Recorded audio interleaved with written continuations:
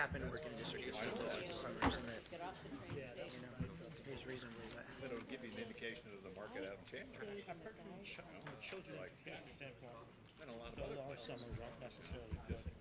a lot of these places they migrate. Yeah, retention rates. They're getting it. It's amazing how fast they pick it up, though. Yeah. The statistics can be made to say anything. I think the kids really need a break sometimes. And honestly, the teachers need a break because Oh, I'm not saying otherwise, but it is. I know they in some of the districts like the Avondale Elementary, they take more small breaks. They take a 2-week fall break, they take a 2-week Christmas break, and a 2-week spring break. okay. Kind of a modified year-round. And there may be benefits to that. I don't know. I'm not going on the road.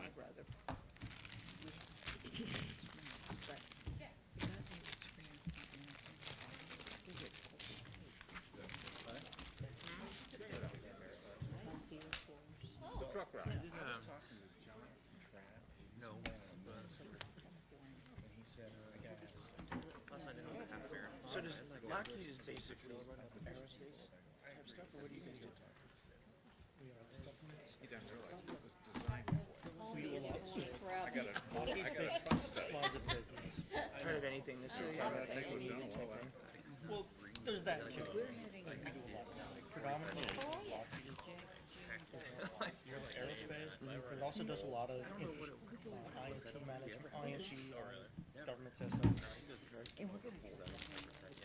We do the missile and fire stuff, and even most of our aerospace, a lot of it is, we don't build a lot of stuff. Take a bunch of stuff other people build, add a bunch of all kinds of horrifically expensive custom software, and slap it together. So technically, We have another guy. we own 2 weeks there. I mean, we do build some stuff, but The miners do it. a lot of the stuff we build is We own there too. Like the third person I've known that works there, and I've never really, I've heard the name, I know it's with the government, and I've seen it by the airport. That was cool. We're gonna that's start not just predominantly the July of the Hebrew. software development. And the Is what president that site specifically does. and you've got the machine guns. Software.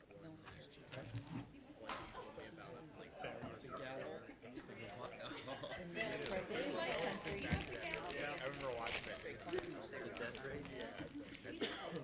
No. But we're gonna do the, Yeah, well, it's gotta be, at this point, I think it's gotta be It's not as pretty specialized. Yeah, yeah. Oh, yeah. because we don't I call this meeting of the Goodyear 2025 General Plan Committee to order. Would you please rise and join me in the Pledge of Allegiance? I pledge allegiance to the flag of the United States of America and to the republic for which it stands, one nation, under God, indivisible, with liberty and justice for all.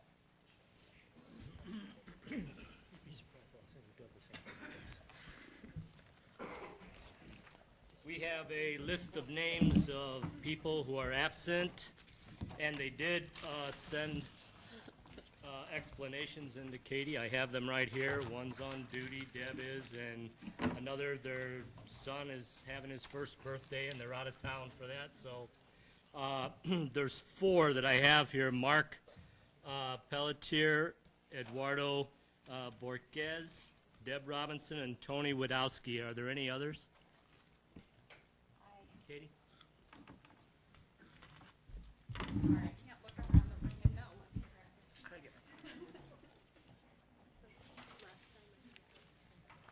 Anyone seen her? Ryan Nunez. There's a table, I guess, too.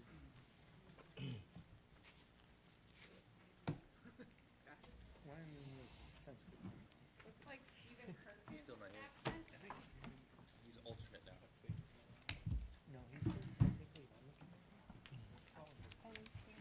Having read through the explanations, Do I hear a motion to excuse these 4 absences? And a second? Second. All in favor? Aye. Carried, they're excused.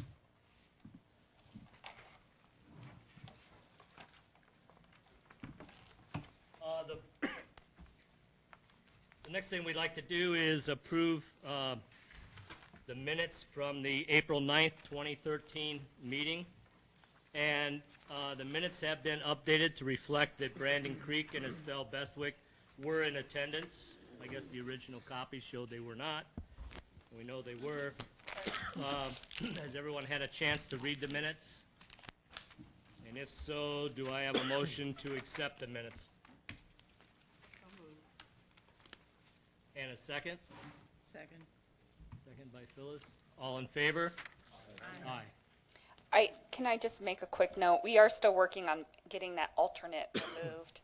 I apologize. We have this new system and we're not able to do it. So I apologize to everybody who has that alternate still. Okay. This is the time for citizens who would like to address the General Plan Committee on any non-agenda item. Yeah. The committee will listen to comments and may take one of the following. Number 1, we can respond to criticism. Number 2, request that staff investigate and report on the matter. And 3, request that the matter be scheduled for a future agenda.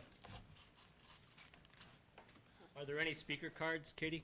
Yes, I have one speaker card and Heidi Short, and she will be speaking on something we may cover this evening, but the way we structure the meetings, we thought it'd be better to let her go ahead and speak now. Okay. And just so you know, if you've never addressed this before, as a rule, we try to hold our comments to 3 minutes. At my discretion, it can run a little long. Okay. Thank you. You have the floor. First of all, thank you for letting me go first. I am Heidi Short. I'm with Fenimore Craig. I represent Selden Real Estate, and they own property south of Van Buren on both sides of Bullard, and they're within the proposed Bullard corridor overlay. And just wanted to give you a few comments.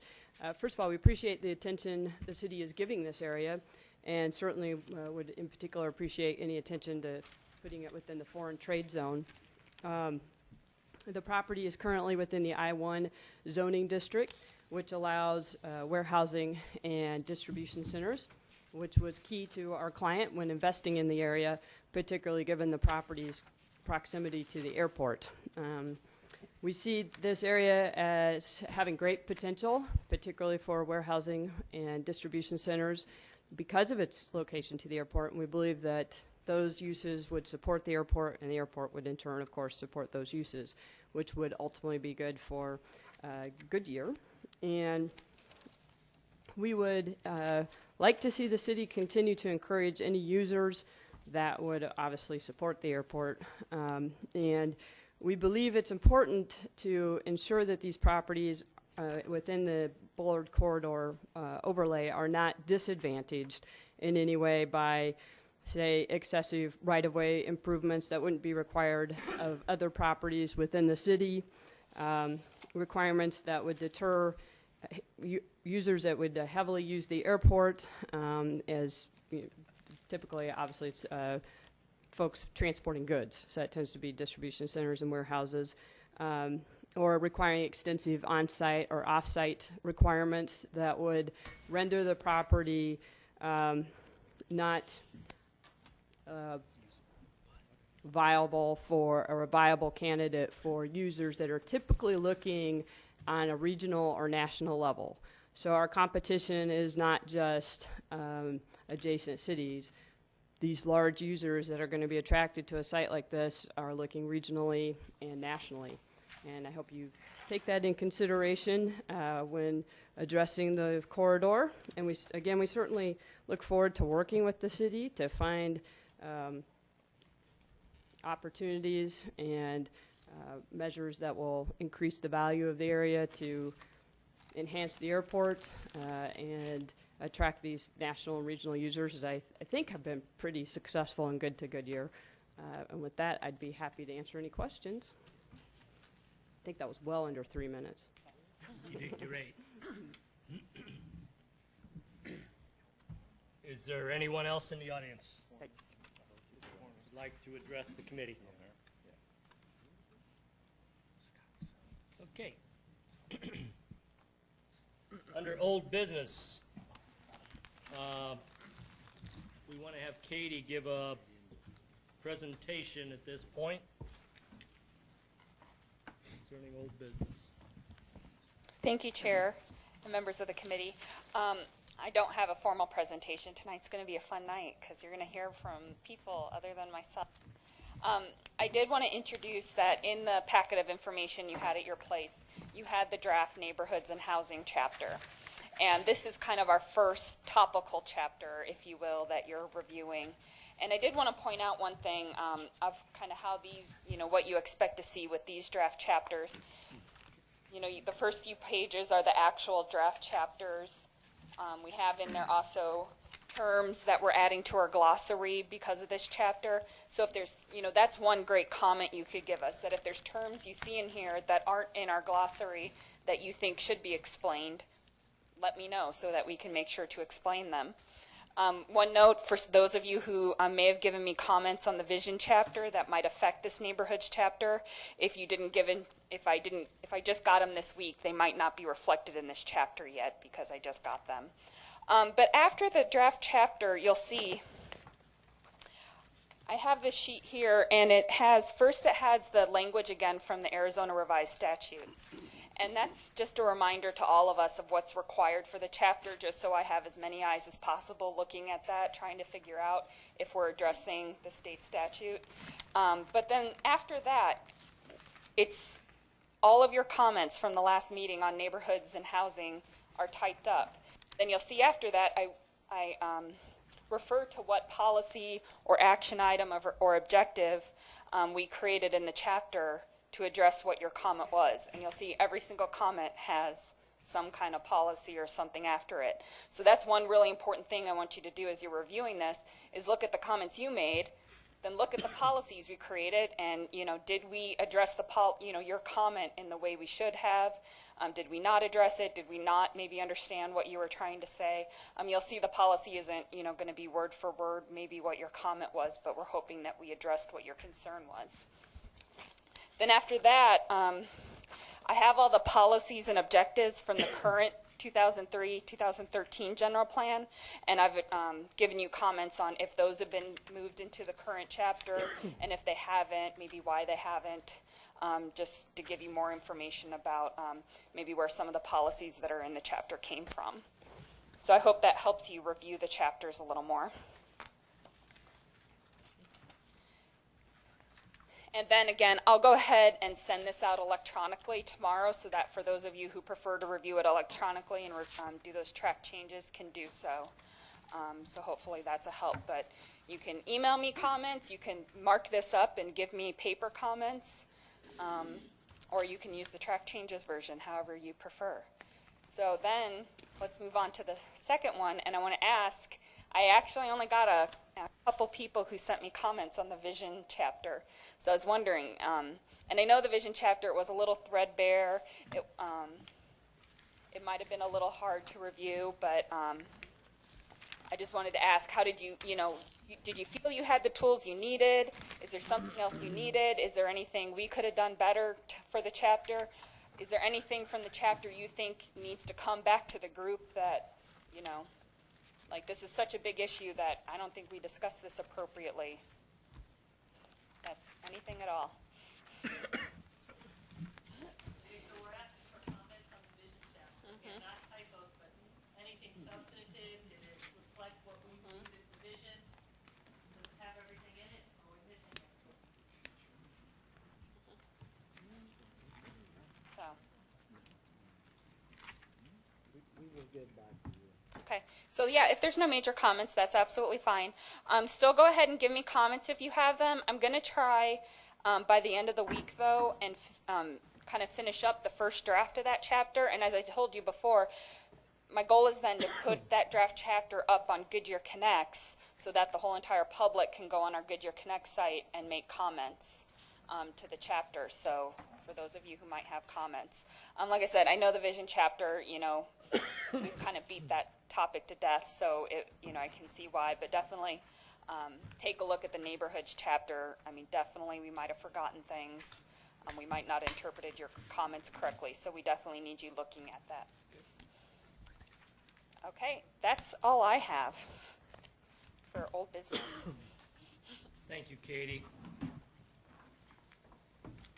And under new business, I'd like to introduce Leslie, who will give an overview on how the meeting will go. It's going to go great. So far, so good. So today, what we're going to do is, one, we're just trying to, so we don't always get into the same routine. We're trying to do things a little bit differently each time, just to keep us all engaged. So today we are going to do our Idea Champion presentations first, and we have George talking about the, I guess George, Sherry, and Ted were all talking about the, about economic development and how that can benefit the community. And then what we're going to do is, continuing the focus on economic development, we're going to have a panel. So we've got Sherry, we've got, okay, Senior Moments coming. Harry. Thank you, Harry. We've got Harry, and we've got John from the chamber as well. And the three of, Joe, see? From the airport. No, Joe from the Where's Joe from the airport? Yeah. Oh, there he is. Sorry, Joe. And Joe from the airport. My bad. Colonel Mustard in the library and with we're gonna Henderson. definitely a lot of senior moments. And we're going to have them sit up here, and each one is going to give a short, maybe Sherry not so short, but shorter. This is the one time I sort of get to tell my boss, you got to keep it short. Presentation on economic development, what's going on at the airport, what the chamber's doing, and what the city's doing.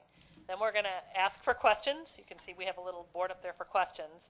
And then after that, we're going to sort of say, okay, you guys have learned what you need to learn, so to speak, about economic development. We're going to ask you to kind of get your knowledge needs out in the beginning. We're going to turn the boards around and do something similar to what we did last time. We've got some economic development goals we pulled from the strategic plan, and those are the goals we want to move into the general plan.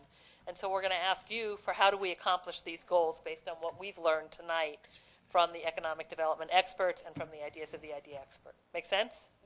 Okay, so that's why you've got the cards. We're back to the card system.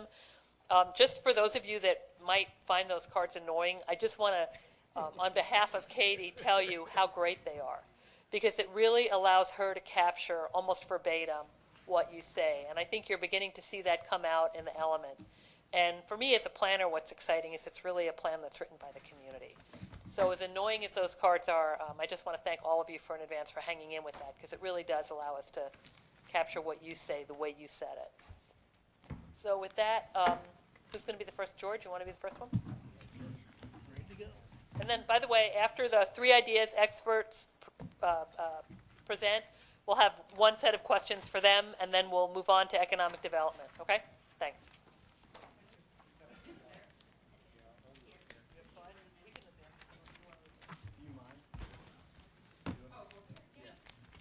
Okay, thanks. Hi, I'm George Quinna from the Peak Group. I've been a broker, developer in the Southwest Valley in Goodyear for the past 20 years. So I wanted to share a little perspective, hopefully that we can gain some perspective about these special corridors and the size and the scope of what exactly it is we're talking about. Okay, first slide, please. For purposes of our conversation, I'm going to deal with Goodyear north of the river, so not astray of Rainbow Valley. The purple, George, could you lift your microphone up so we can hear you a little the bit? purple Thank you. and red areas on the new general plan that we're looking at encompass about 12,300 acres. Of that 12,300 acres, about 900 of it is the Phoenix Goodyear Airport. I may be off by a few acres here and there, but I was doing this on just aerials, so bear with me. That means a total of about 11,200 acres of developable land for business and industrial development. Next slide, please. These are some facts. In Goodyear, over the past, since 1990, there's been approximately 1,185 acres of this 11,200 acres that have been built on, okay? Leaves about 9,400 acres of available land that is vacant, that is ready to build on. In the past 5 years, we've only used about 172 acres on properties that were under 10 acres. That includes commercial and industrial. Commercial being a pad, a restaurant, whatever, and there's only been a very limited number, only 2 industrial sales. Over 10 acres, there's been 6 sales for about 191 acres, and a lot of those have been recent out on the northwest part of town. So the total consumed land over the past 5 years, 363 acres. Next slide, please. If you look at these aerials are of Goodyear, I'll call it the middle and the northern part. This area is where you've seen some recent industrial development. This area is part of the Luke Air Force Base and is designated on our plan. And then all of this area is the rest of the vacant land. Since 1990, we've consumed about 43 acres a year. Since 2008, about 79. Next slide, please. This is the Bullard Corridor. This is the area designated in the new general plan as the Bullard Corridor. There's approximately 320 acres of land designated in that area. This whole area is about 1,800, 300 of which has been built on. Next slide, please. I wanted to give you this so we can get an idea of the scope. This is Kierland. I'm sure everybody's been here. This red line is 1/4 of a mile. This area is about 25 acres. This whole area here is about 160 acres. That's Scottsdale Road in Bucyrus. This is the Scottsdale Airport. Okay, we're all familiar with what's in Kierland. Next slide, please. This is an area at 44th Street in Washington. Here's the 202. This is the Phoenix Goodyear Airport. This is 44th Street. You can see a multitude of different uses, and I'm going to get back to this here in a little bit. Next slide, please. This is Mill Avenue. The yellow area is about 120 acres. I think all of us have been to Mill Avenue. You've seen what's happened there.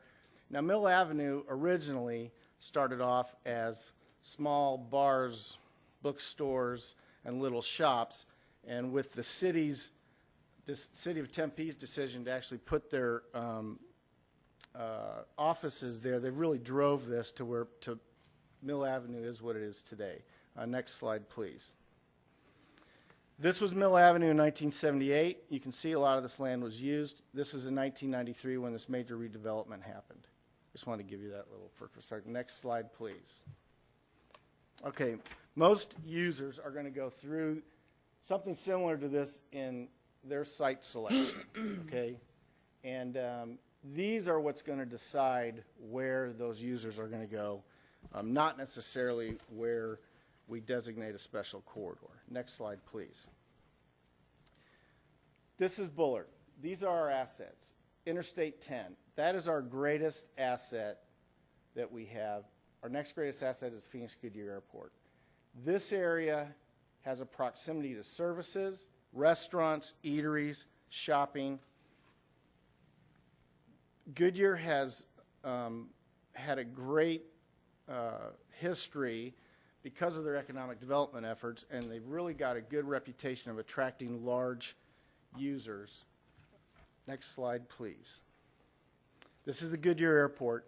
This is Bullard Road right here. This is where the airport is.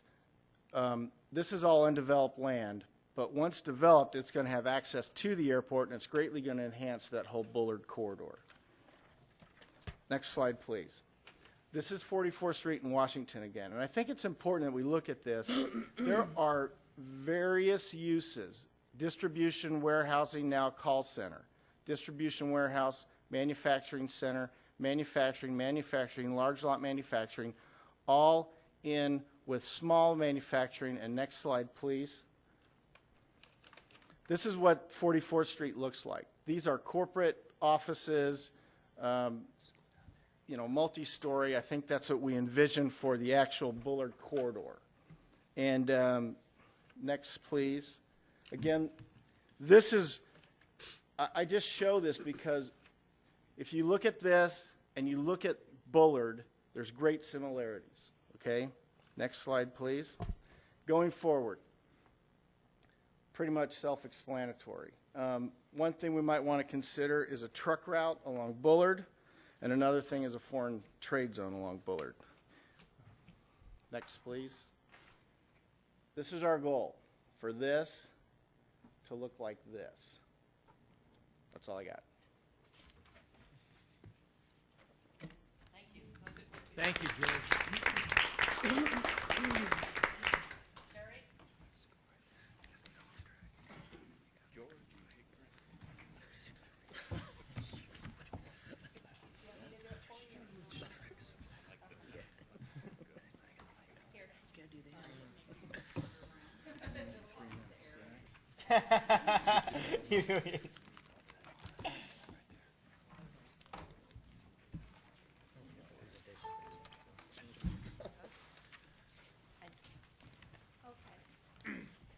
Thanks. My name is Sherry Lee, and I have been in Goodyear for past 5 years. I moved from Washington State, Seattle area to San Jose. So past 18 years, I pretty much in the high-tech field. So I really have a passion to hope the Goodyear can become some kind of technology center. I think it's for technology definitely going to driving the change of our life, everything. So for agenda, it's actually pretty straightforward. I have a couple items in here. I think for our general planning, we should be including the strategic technology planning in the general planning. Even for technology change a lot, we still need to consider, at least from the infrastructure point of view, and also for the workforce point of view, we should look into in the general planning. And the next few pages basically talk about the benefit. I think it's pretty straightforward, how we're doing the planning and assessment, and also some kind of simple technology planning and conclusion. So as everyone knows, the technology become very important in our life, and for past decade, at least I went do some web research. I found more and more cities, including the strategic technology planning in the general planning, and I think it's some kind of big plus for the city of Goodyear to consider this portion too, because you're definitely going to help Goodyear to be more stand out in the West Valley, even in Arizona, because as looking for Chandler, Gilbert, and Mesa, they all have something related to the technology strategy in their general planning. So it's something to consider. And the benefit is, like I said, it's pretty straightforward. Basically, besides you help the city government to become more advanced, you also help to connect the community, and also from the traffic or environment point of view, you're going to reduce the traffic, because if you move everything digitalized, the people don't really need the driving around, try to at least come to the city to pay the bill and different things. This is something I like the city of the Goodyear for past 2 years.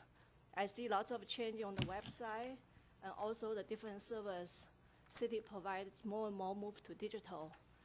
And it would be nice to have some kind of long-term plan, now rather than like very small segment how to move things to digital ones. Also, very big things is also helping the local business. When you have an infrastructure ready, you can have a small business to leverage those infrastructure. At the same time, you can bring some big business into it, because if you have infrastructure ready, it's good for business to start right away. So like I mentioned, they have a few type of, usually they call 2 type of technology planning portion. One is try to do the assessment first, and the second is doing the long-term planning. So,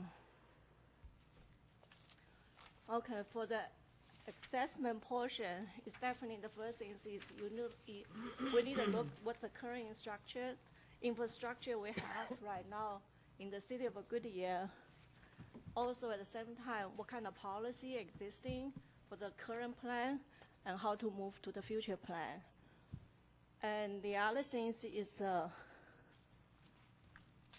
what kind of organization and institution can help to move those plans moving forward. So we look at the long-term plan.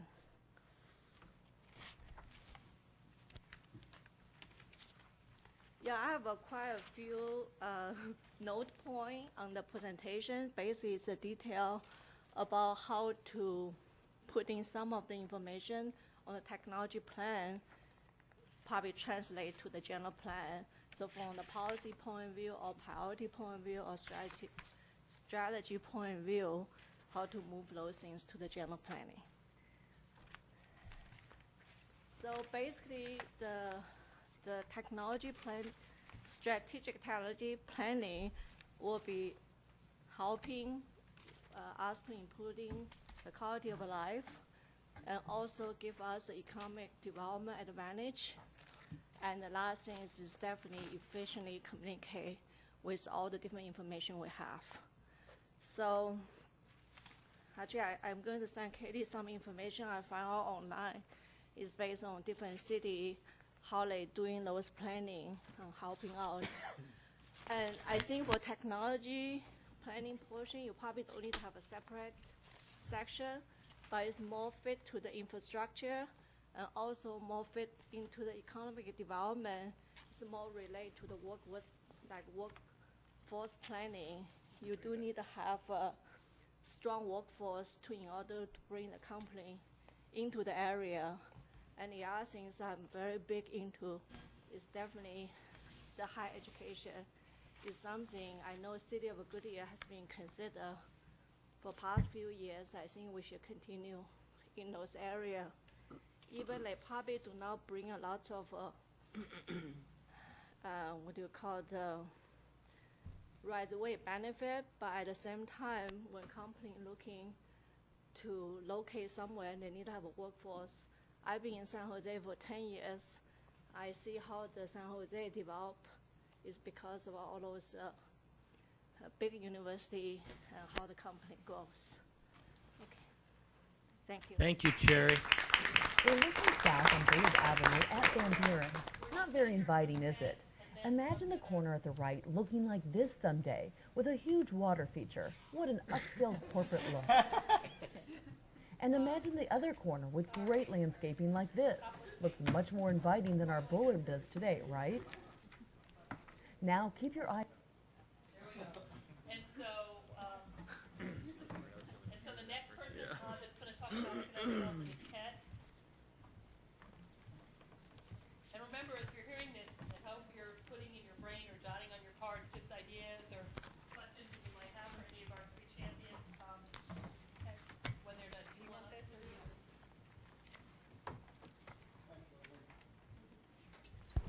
I'm Ted Ingalls, and in terms of economic development, I'd like to touch on tourism.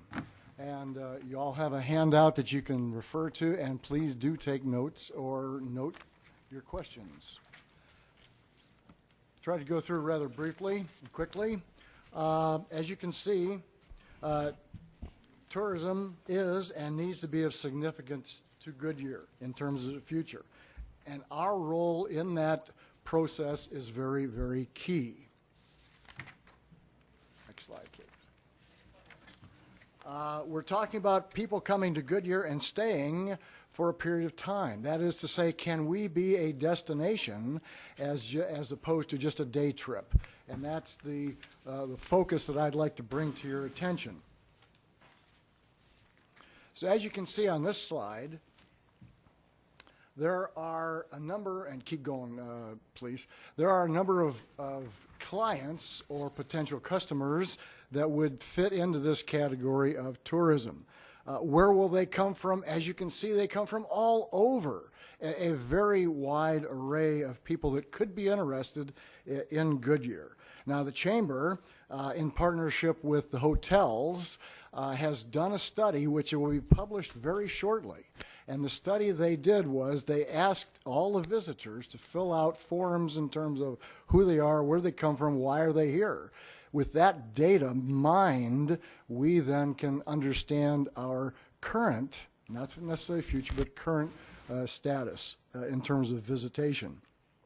This is a very valuable tool when it comes online, which should be the next several weeks. Okay, now, where do we go from here? Take a look at San Diego. All right, now San Diego, if you look at the screen behind me or near you, they've got an ocean, we've got a desert. We've got a zoo, they've got a zoo. They've got an aircraft carrier, we've got PIR, close by anyway. And on as you look at the handout and the screen. However, on the bottom, you'll notice that San Diego has some additional qualities. Cultural and performing arts, universities, shopping boutiques, and sparkling hotels and conference centers. So, in fact, what does that mean for us? I'd like to tease out a little bit in terms of the conferencing aspect. This is the Gaylord Center in Nashville. I had the pleasure of making two all-day presentations to business clients in this center, and as you can see, it's very nice. Very upscale, conducive to people and comfort. They also have the interior designed around this open area, which surrounds, it's very soothing, very relaxing, very inviting type of a design. People friendly, family friendly, business friendly. It's very inviting, something that we might keep in mind. In fact, they even have a built-in set of boutiques that people can stroll through, shop at their discretion, and enjoy a leisurely walk. They have a nice eating area in there, or several, and as you can see, that's relaxed. And it would be attractive for Goodyear residents and visitors to take advantage of this. They have a steakhouse. It's upscale. Again, quality is the word. All right, now here's something to wrap your mind around this, if you would. Where could we have something like this? And you'll notice that I've got an overhead there of the river. As you can see, the river's on the lower right-hand side of the screen. And the golf course, this is Estrella Parkway going up toward the ranch. And there's a hillside at the top of the screen there. That's the King Ranch. All right, now this is from the King Ranch looking back toward the valley, if you will, with the river at the top of the screen, golf course. What a nice perspective. What a vista. And so here's an area that could be developed. Can you think of can you picture a Frank Lloyd Wright style complex nestled into the hillside? It'd be pretty nice. It's a possibility. I'm salting your minds to think about this for the future. All right. Of course, we have the ballpark area. That's a potential area for some development, either like this or even in a competing way. Is that your swimming pool there? Yeah, there's a swimming pool there, yes. Okay, Katie, please. All right, so Goodyear possibilities. Time doesn't permit going through all these possibilities, but let me touch on just a few, if you will. Notice I've pointed out mall there. Now, we could have a mall that looks like all the other malls, bunch of boxes that are all connected together, and it's a nice place to shop, I guess. But was mentioned earlier about Kierland Commons. George, thank you very much for bringing that up. We know how nice and conducive that is. So in other words, should we settle just for a bunch of big boxes? Or can we make something a real destination? Remember, tourism, a destination, not just a day trip. Also, underneath that, you'll see AZ Farm Experience. I learned this recently. We have been granted, 20 acres have been dedicated at the corner of Dysart and Broadway. That 20 acres plus $140,000 to develop a farm experience for families, for us adults, a working kind of replication of what an old-time ranch farm looked like here in the valley. It's going to be developed with a lot of people's help. So that's coming online, if you will. So I just wanted to alert you to that. But you can see there are other types of attractions, including ecotourism. Now, many times we've heard people talk about, why don't we, in fact, Goodyear Connects. People have talked about developing the river area. Riverwalk, you've heard of that in San Antonio. And then, of course, that's where that King Ranch is, which seems to tie together as well. So I'm just, again, salting your minds to think about how important this is. Now, there are other possibilities also, major events. We've touched on this. You know, I did the cycling thing early on, but that's just an example. I'd like to quote from the newspaper a recent article, very briefly, about the city of Phoenix, where they talked about a sports complex called the Reach Complex that some of you may know about. Tourists and groups attending tournaments at the complex generated $120 million in sales and $2.9 million in tax revenue. This is in 1 year, 2010. Opportunity is there for us if we, in fact, help the city move forward. The city did sponsor interscholastic high school baseball tournament at the complex this year. That was good. Much more can be done as well. So there's a lot of possibilities. All right. Now, what are the benefits? I think you've already guessed where we're going with this. With the money, culture, quality, life here in Goodyear, attractiveness. Very, very important. Yeah. To our future and those who will come after us. Not just today, but after us. They will look back and say those people did a good job in putting in the foundation that allowed the city to move forward. Next, please. And so our takeaways, or my takeaways, is progress requires sweat equity. It starts with what do we want to be, what do we want to look like when we grow up? And that's the vision. And our job is to stimulate that vision, support the city, give them a roadmap, and let's get with it. Thank you. Thank you, Chad. Okay, so we got from our idea champions a bunch of great ideas. We heard about maybe designating a truck route or a corn trade zone around the Bullard Road corridor. We heard about maybe creating, doing a technical plan for Goodyear, or maybe as we move through the process, thinking about ways technology can help us accomplish our goals, and including those strategies in the plan. We also really heard about the idea of creating a technology plan or a technology element in the general plan, thinking about that. We heard about ways to enhance tourism through either creating a conference center near the Gila River, or maybe really within the plan, identifying major events or major types of events we want to have, and identifying major destinations that we want to create in the city. So having said those ideas, from the Idea Champions, have I missed any of the key ideas that you guys put out there? So does the committee have any ideas or comments? Great. I have a comment, and it is regarding the Bullard Employment Corridor or the presentation of George. I think and for Katie, the land use plan, the overlaying committees, policy 17 states and discourage warehousing and distribution centers, which doesn't make it flexible to what we are talking about, like George described it, that you have those corridors are excellent to have those types of facilities, but it is in contradiction with policy 17 of the land use overlay. So we need to, Katie, if you can follow up on that to correct that. Jordan, I think you said that those are excellent opportunities for those type of facilities, correct? Was there, are you saying that policy limits what could be on the corridor? Yeah, it discourages, yes, it limits the warehousing and distribution centers. So you're thinking those should be allowed on North Road Corridor, and you're asking? Yes, it should be flexible to allow it, correct? Absolutely.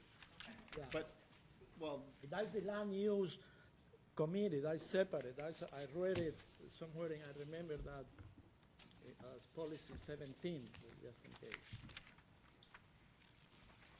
So we should be careful, or that, the wording on that plan also should be more flexible, because that's a negotiation process to allow opportunities and growth.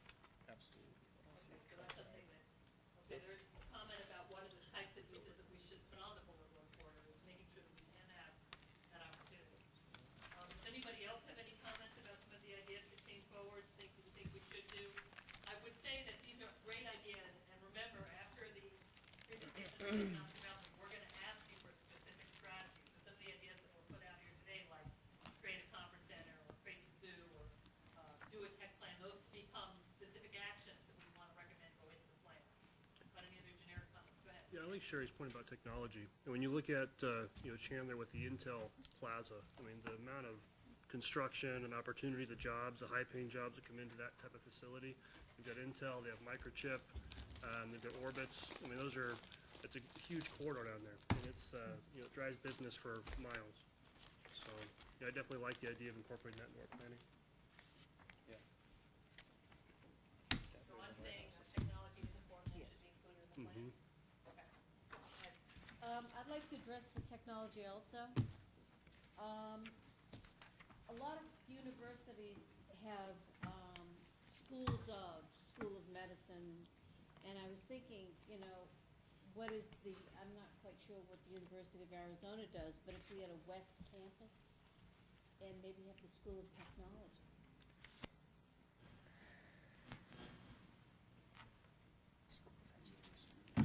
Yes. Yeah, she may have an exception with that. Yeah.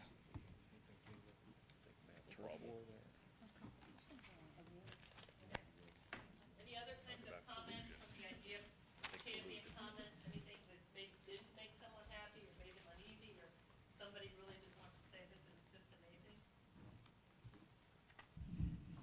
Well, under the technology part, if we're really going to try and attract the most high-tech businesses to the area and stuff, we should make provisions in any sewer, water, electrical, or street projects to possibly add fiber optics in the future. And it could mean something, engineering would be best to design this, but it could be something as small as a 6-inch PVC line that we just put in for future growth. For cabling?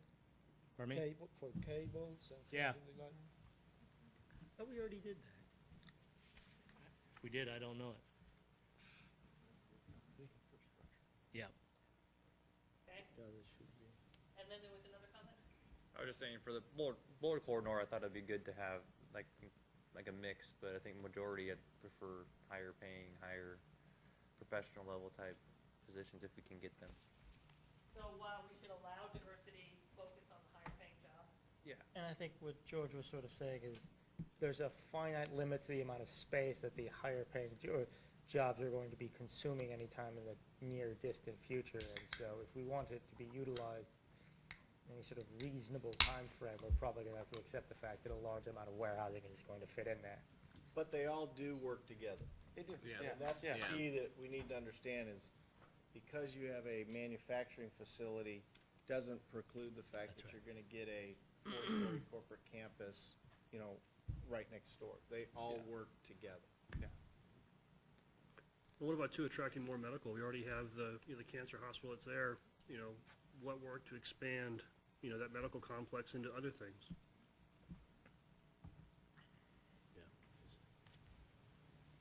And that's one of the largest growing segments of our economy.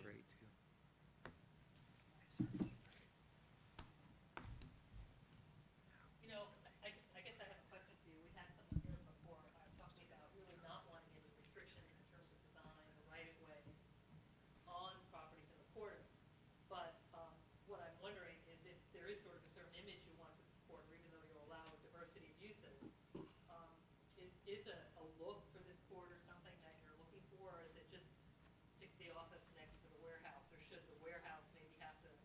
look as good as the office, or maybe the office look as good as the warehouse, however, what is it, is that, because I'm sort of, what are you thinking on that topic?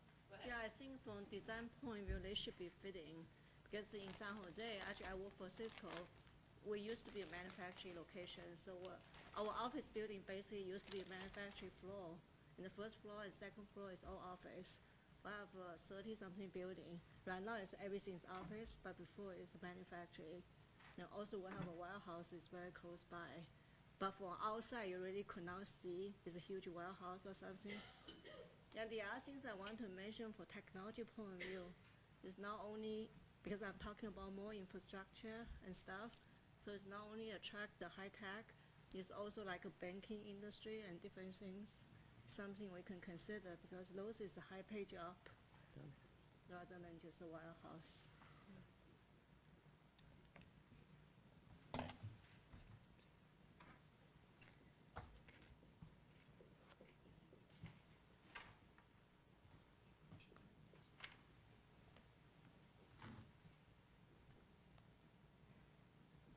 So I want to make sure that it's okay to also write down on this, diversity's okay, but design needs to be consistent and quality for Bullard Road? Well, I guess, let's put some perspective on it. Look at Cotton Lane right now where Amazon is.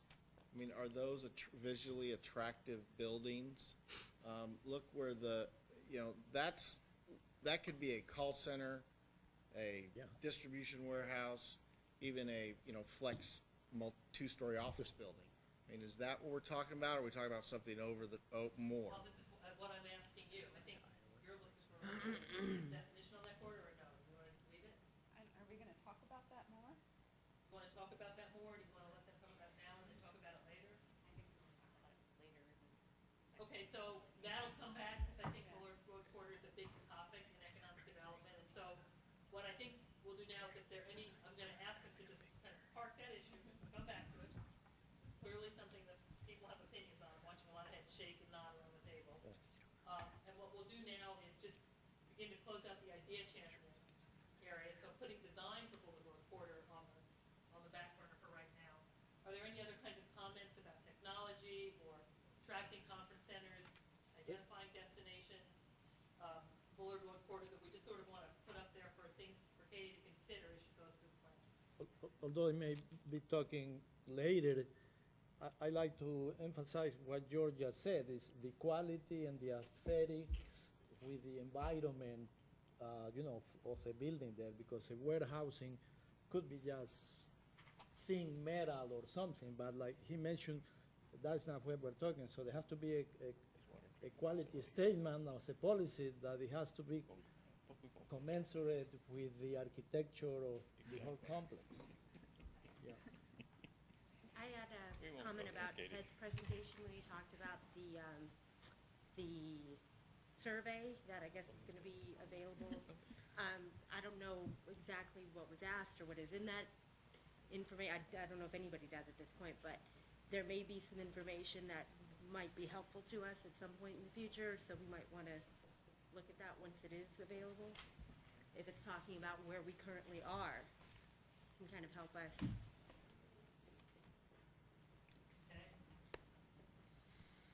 Writing it down, so I'm just going to say, look at the chamber study and make it available? Okay.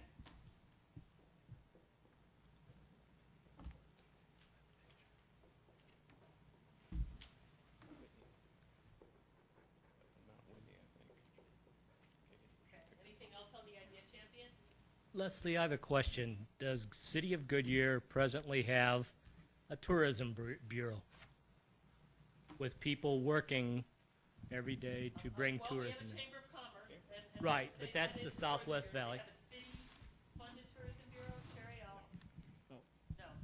I think it's something that as we grow, if we're truly going to, in the next 10 years, double in size, is something to consider developing, or at least in the early stages, because as we grow, we want more tourism, and you have to have somebody actually working on it in order for that to happen. Some people will come, but if you want to attract golf people, and softball tournaments, things like that, that take hundreds of people and bring them into the area. Somebody has to work on that. You know, I would say, while we don't have a tourism bureau on, and again, this is okay, I'm gonna throw off my general plan hat, throw on my Parks and Rec plan hat. Okay?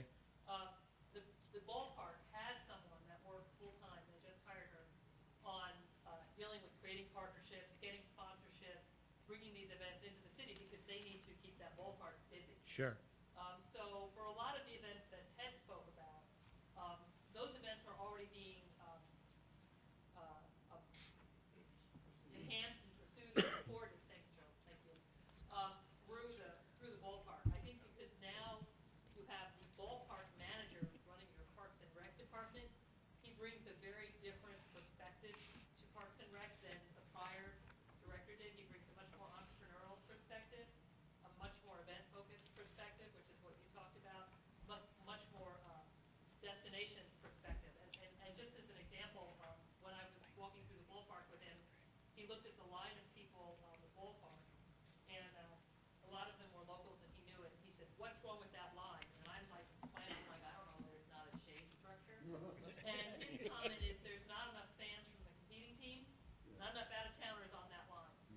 And so he's, I think, bringing that perspective very strongly into the city. So while I think what you're saying is absolutely right, I'm asking you if we could maybe expand that comment to, or maybe enrich an existing department to promote more tourism. Would that be okay to add that into that comment? Yes. There was, before you talk, Ted, I think Kathleen had a comment, because it'll give you the opportunity to talk to everybody. Go ahead. I actually have a question. Okay. Because the Bullard area is so close to the airport, what are the rules about what's happening down there? I mean, what kind of business? George was talking about trade. What kinds of planes can fly in there, and That's a great question, and I'm gonna let you hold that, because we're gonna have the airport, Joe, right? Correct. Yes, it takes a while to get it in, but once it's there, it stays. Joe's gonna be on our panel, and as he talks about the airport, you'll talk a little bit about that, right? Perfect. So that one, if you don't mind holding off, perfect. Ted?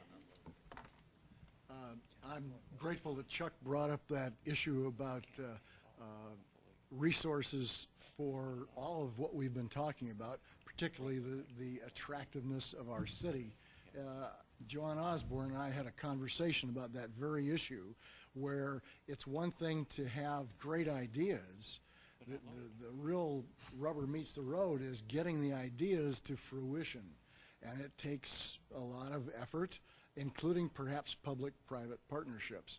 So the comment that was made about the health, Brandon made the comment about the health services, healthcare industry.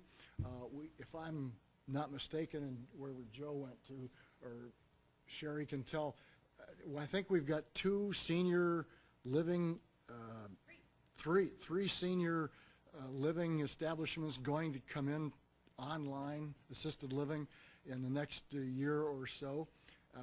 And anyway, so this is really a blooming area for us. That is the healthcare industry, as Brandon said. So we have to have the horsepower to bring it off. It's one thing to envision it. It's quite another thing to make it happen. So, Chuck, thanks for bringing that up. Okay, and I took that comment and turned it into youth public-private partnerships to accomplish plan goals? Okay, good. All right, any other comments on the Idea Champions? This is great, and I think this will give Katie a great place to go. So now, presenters, I'm going to ask you to turn yourselves into a panel and come up to our table. And I think maybe the order, if you don't mind, Sharon, I'm going to put you last, because I think you're going to wrap it all up more. Is that okay? So, John, hello. Yep. I am so sorry. Big name tags would help. Yeah, John and Joe. these are our guests, Leslie. I'm terrible. I'm so sorry. If it makes any of you feel better, when I was in camp counselor, my tips stunk because I can't remember any of the kids' names. Okay, so we've John, Joe, Sherry, and Harry. I knew it was coming. It just took a long time to do it. So I think what we'll do first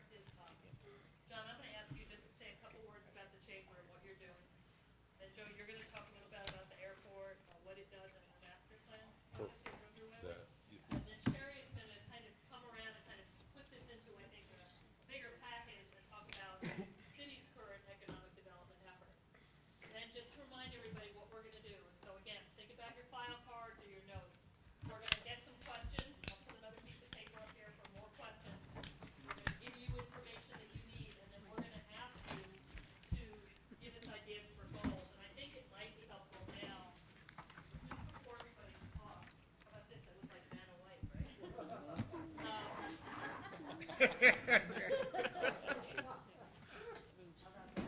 Okay, so here are what we took from the strategic plan, and we created these 4 goals for economic development. It's really pretty much, we think, covers the gamut.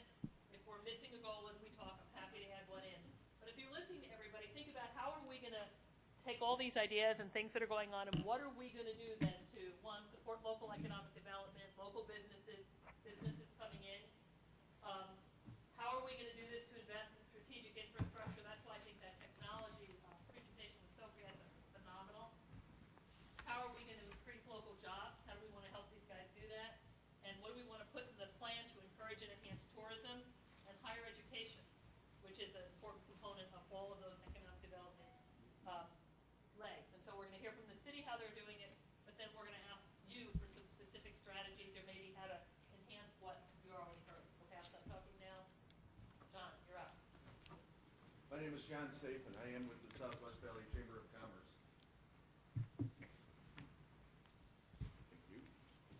After 25 years of single-person leadership, I took over May 1st as the president and CEO of what I have been told is the best chamber on the planet.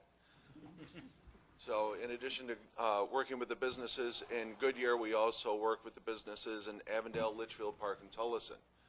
We have about 600 members, give or take, at the moment. My background is in marketing, business development, and consulting.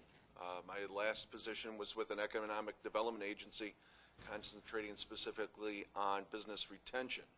So I'm looking forward to working with Goodyear and all the member cities to dance, because while they are bringing in new business, it's going to be the chamber and our members who are going to help keep existing businesses here and strong.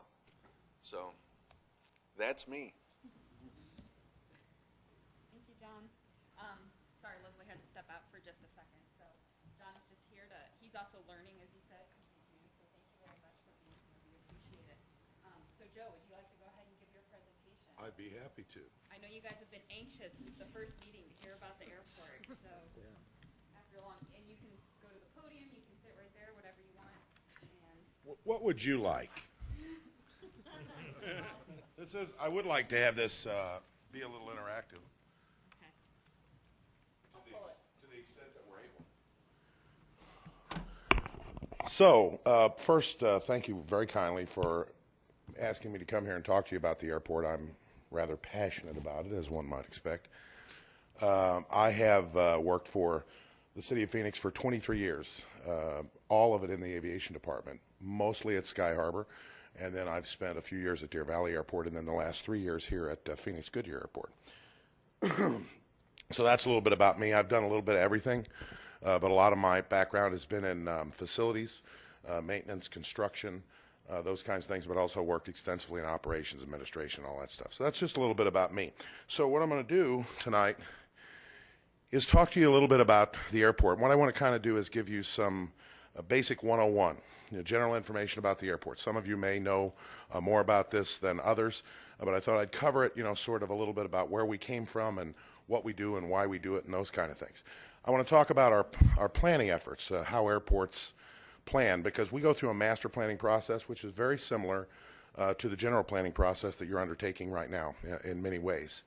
And then I also want to talk about the development projects that we have come out of the master plan, as well as those that are currently underway, those that are planned in the future, and those that are going on either very recently completed or going on right now.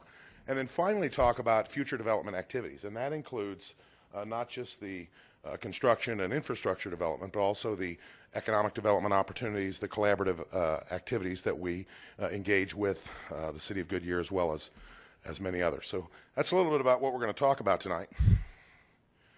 So, this actually just talks about what an airport is. We are Phoenix Goodyear Airport's a general aviation. There's going to be a lot of acronyms and terms, and at any time, if you'd like me to clarify something, because I have a tendency to talk a lot from the perspective that I'm very familiar with, and therefore use a lot of acronyms, but they're probably not in your glossary.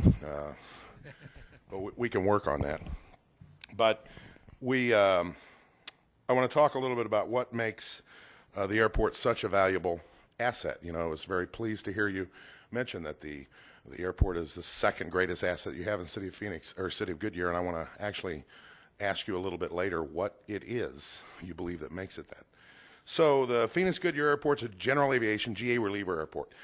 And what that means is we serve primarily general aviation traffic, which is all that aircraft traffic that is not commercial aviation. Now, I say commercial aviation, but what I mean by that is passenger aircraft, passenger activities, scheduled passenger service, and cargo activities. All of the rest of it, military, business, people who own their own planes, corporate aviation comes and goes, even some of that cargo activity, that's all general aviation. So we provide a place, as a GA reliever airport, we provide a place that relieves the pressure on the primary airport in a community, in this case, Phoenix Sky Harbor International Airport. So that's what we are, general aviation airport. We're owned and operated entirely by the city of Phoenix and have been since 1968, and we are wholly within the city of Goodyear, which is a very interesting situation. It's unusual. Generally, the airport sponsor, the airport owner, the airport resides within that community, but in this case, not so. What do? So I get my bifocals, angled just right here on this little bitty stuff here. We support air transportation. That's at the core of what we do. If there weren't airplanes out there, I'd be working at a bus station somewhere. So we really support transportation needs and primarily air transportation needs.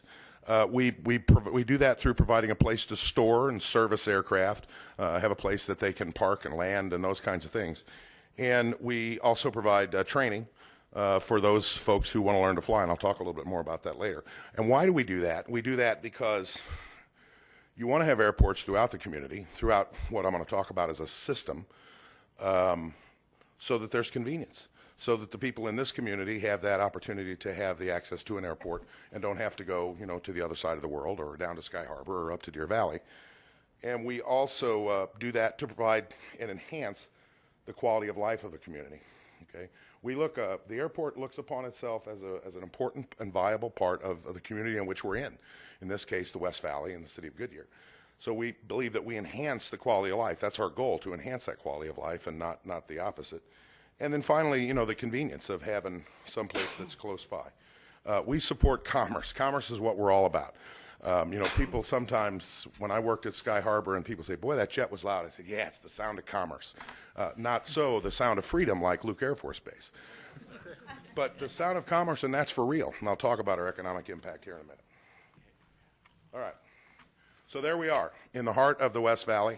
I'm sure you've seen, where we are, but that sort of gives a perspective of really where we are and where there's Phoenix Goodyear Airport. There's also Buckeye Airport out here. Of course, there's Glendale Airport, Luke Air Force Base. Those are all sort of the West Valley airports that encompass the air traffic system out here. So I'm going to kind of not spend a whole lot of time on this because I'm sure I'm preaching to the choir here, but we all know how this area got started. You mentioned the farm experience, Ted, I believe, and this is the original farm experience. This whole area grew out of Litchfield cotton because they found out in the mid-teens that cotton grew extraordinarily well out here in this climate. They did that at Casa Grande through the USDA exhibition farms that they had down there. And so about that same time, a little company from back in Ohio was looking for a place to grow cotton, and so they sent Paul Litchfield out here to buy about 1 bazillion acres and grow cotton on it. And this company farm out here for Goodyear Tire and Rubber is how this whole area got started. So we never forget that. Of course, we can't forget that every day when we hear Goodyear or Litchfield Park, but that's where it all started out here. Goodyear Tire and Rubber also developed a division called Goodyear Aerospace. And many of you know where Lockheed Martin is today. That site, that campus where Lockheed Martin is, was originally the site of Goodyear Aerospace.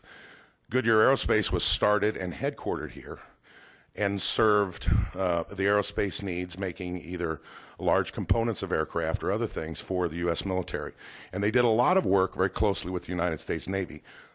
Paul Litchfield actually wanted to be the president. He was a high executive with Goodyear Tire and Rubber. He resigned that post to become the first president of Goodyear Aerospace.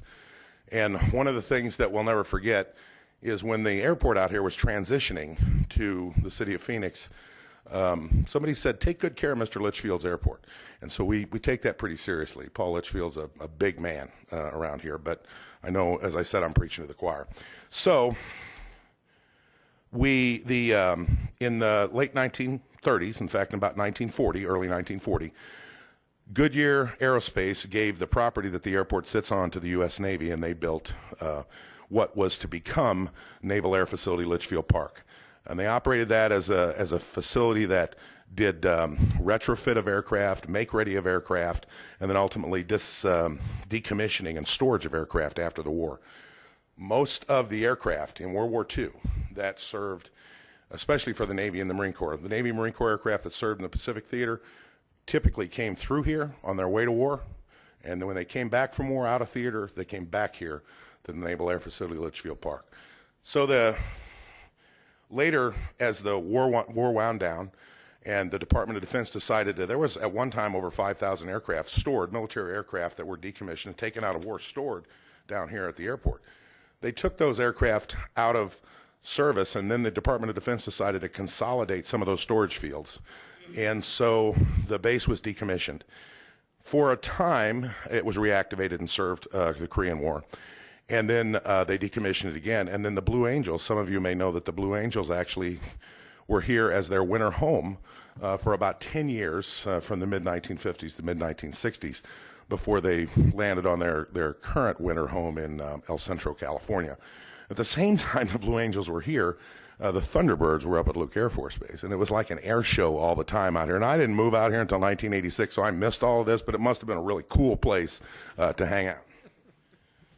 So about the time the Blue Angels went away, the city of Phoenix was looking for sites for reliever airports, and the Department of Defense wanted to surplus some of their property.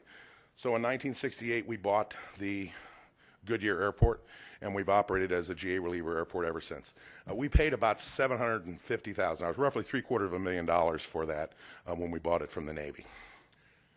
Any questions? All right, away we go. So now let's talk a little bit about, this is, oh, by the way, I forgot to take the animation off of this slide, so we'll just do this. How about that? Pretty sexy, huh?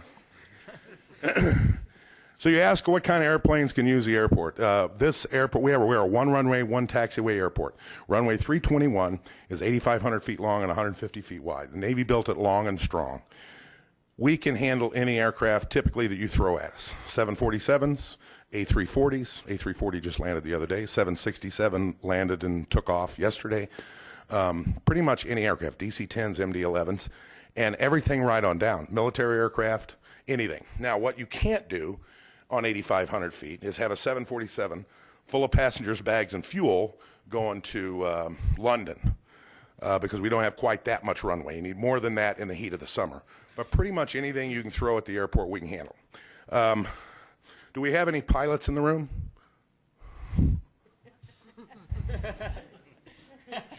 Joe, the planning committee should have a pilot on the reason I ask is that there's actually an error on this slide. I've got the location as 33 degrees and then 12 degrees west. It's actually 112 degrees west. I thought maybe a pilot had noticed that, but we don't have any cartographers either. All right. So I didn't have to tell you that? I'm sorry. All right. A little bit about the airport. 147 hangars. Now that's T hangars where your private individual owns his airplane, needs a place to put it. It's like a garage for your airplane. 22 covered tie-downs. Now, those are operated by the city. One of our tenants has a number more than that. And about 250 based aircraft. And that number fluctuates here and there, but that's the number of aircraft that call Phoenix Goodyear Airport its home. You mentioned the School of Business. You mentioned School of, actually. I have somebody over here. W.P. Carey School of Business actually did an economic impact study for 2011 data. It was completed and released in November 2012. Phoenix Goodyear Airport's economic impact About 70 million directly. That's from the employees and the economic activities just within our fence. And then when you multiply that by the folks around it, or when people go out and spend money, or somebody comes to town and plays golf, that turns into about 138 million. So a pretty significant economic impact. Airports are typically economic engines. Aviation within the state of Arizona has roughly an annual economic impact of in the $50 billion range, somewhere in that neighborhood. I can't remember the exact number, but it's well north of $40 billion. And the state of Arizona just completed an update of their economic impact just this past year. So that's a little bit about the economic engine that we are. We also, some of the activities on the field, aircraft maintenance, as I mentioned, aircraft storage, parts provisioning.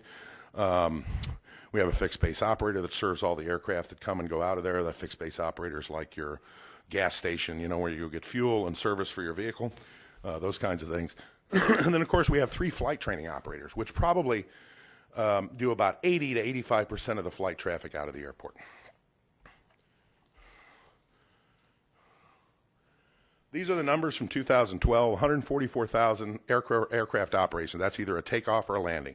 Sometimes they have a training operation where they do what's called a touch and go, and they come down and they land, and then they immediately take back off. That's 2 operations, but pretty busy. 82nd of all airports nationwide. That's every airport. I mean, we're a busy airport out here. Tucson International was 81st. Sky Harbor is 9th.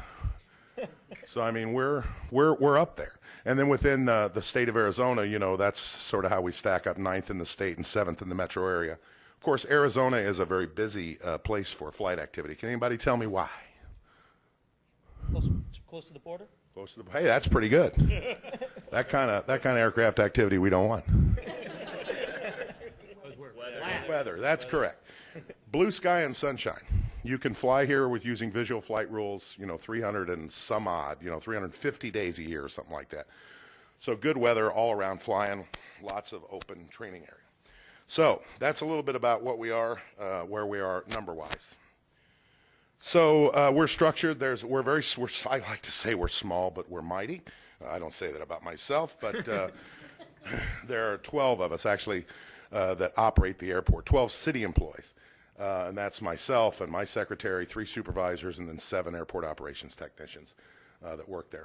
So needless to say, when we get support, many of the activities that it takes to support us, both from an administration and a maintenance and facilities point of view, are supported through the City of Phoenix and Sky Harbor. Staff from Sky Harbor come out here, what I call my big brother.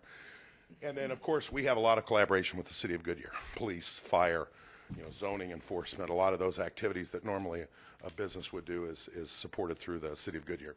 And then, of course, there's collaboration with all those state and federal agencies, the FAA, ADOT, ADQ, EPA, TSA, MOUSC. So this is our mission. I won't read it to you because I know you can do that.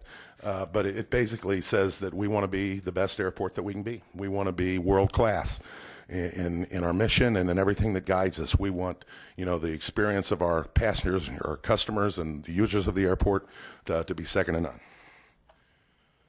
I like to refer to us as the airport with heart, and really that's about, you know, what we try to think about, what guides our decisions every day.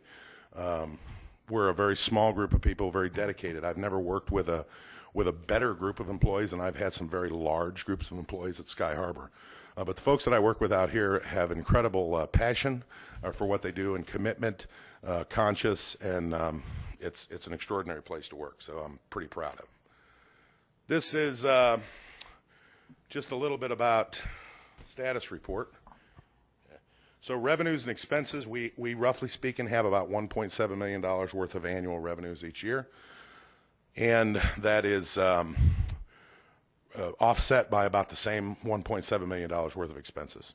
All right, so we are basically cost neutral when it comes to the operational budget. And then Sky Harbor puts about $750,000 on an annual basis. Over the last 5 or 6 years, their contribution to our capital improvements has been in the neighborhood of $750,000. I mentioned the GA tenancy. Our airline partners, Airline Training Center of Arizona, has been operating at the airfield since 1970, let's say, so for 40 years. The German Air Force is also one of their tenants that's been operating there for quite a long while, I think about 25 years. And then, of course, CAE Oxford, which is another flight training school that actually operates off the field, too. Aeroturbine Incorporated is what's called an MRO, a maintenance, repair, and overhaul facility that does work on large aircraft, over 12,500 pounds. They do maintenance on those aircraft. They do improvements and retrofits. They also do storage and parts provisioning. And then, as I mentioned, Luxair Jet Center is our FBO that services aircraft that are coming and going and does all the fueling on the field. And then Galaxy International, one of our newest tenants, actually is another FAA certificated repair and overhaul facility that works primarily on aircraft parts. And that makes up really the commercial users on the airport. Caught up here. I don't want to miss anything, especially if there's a cheeseburger laying around here. Hey, that was good. That was a joke. You noticed. I like that. All right. So the master planning process, it was completed and approved in about 2008, early 2008, mostly approved in 2007. It was based on 2005 full year data.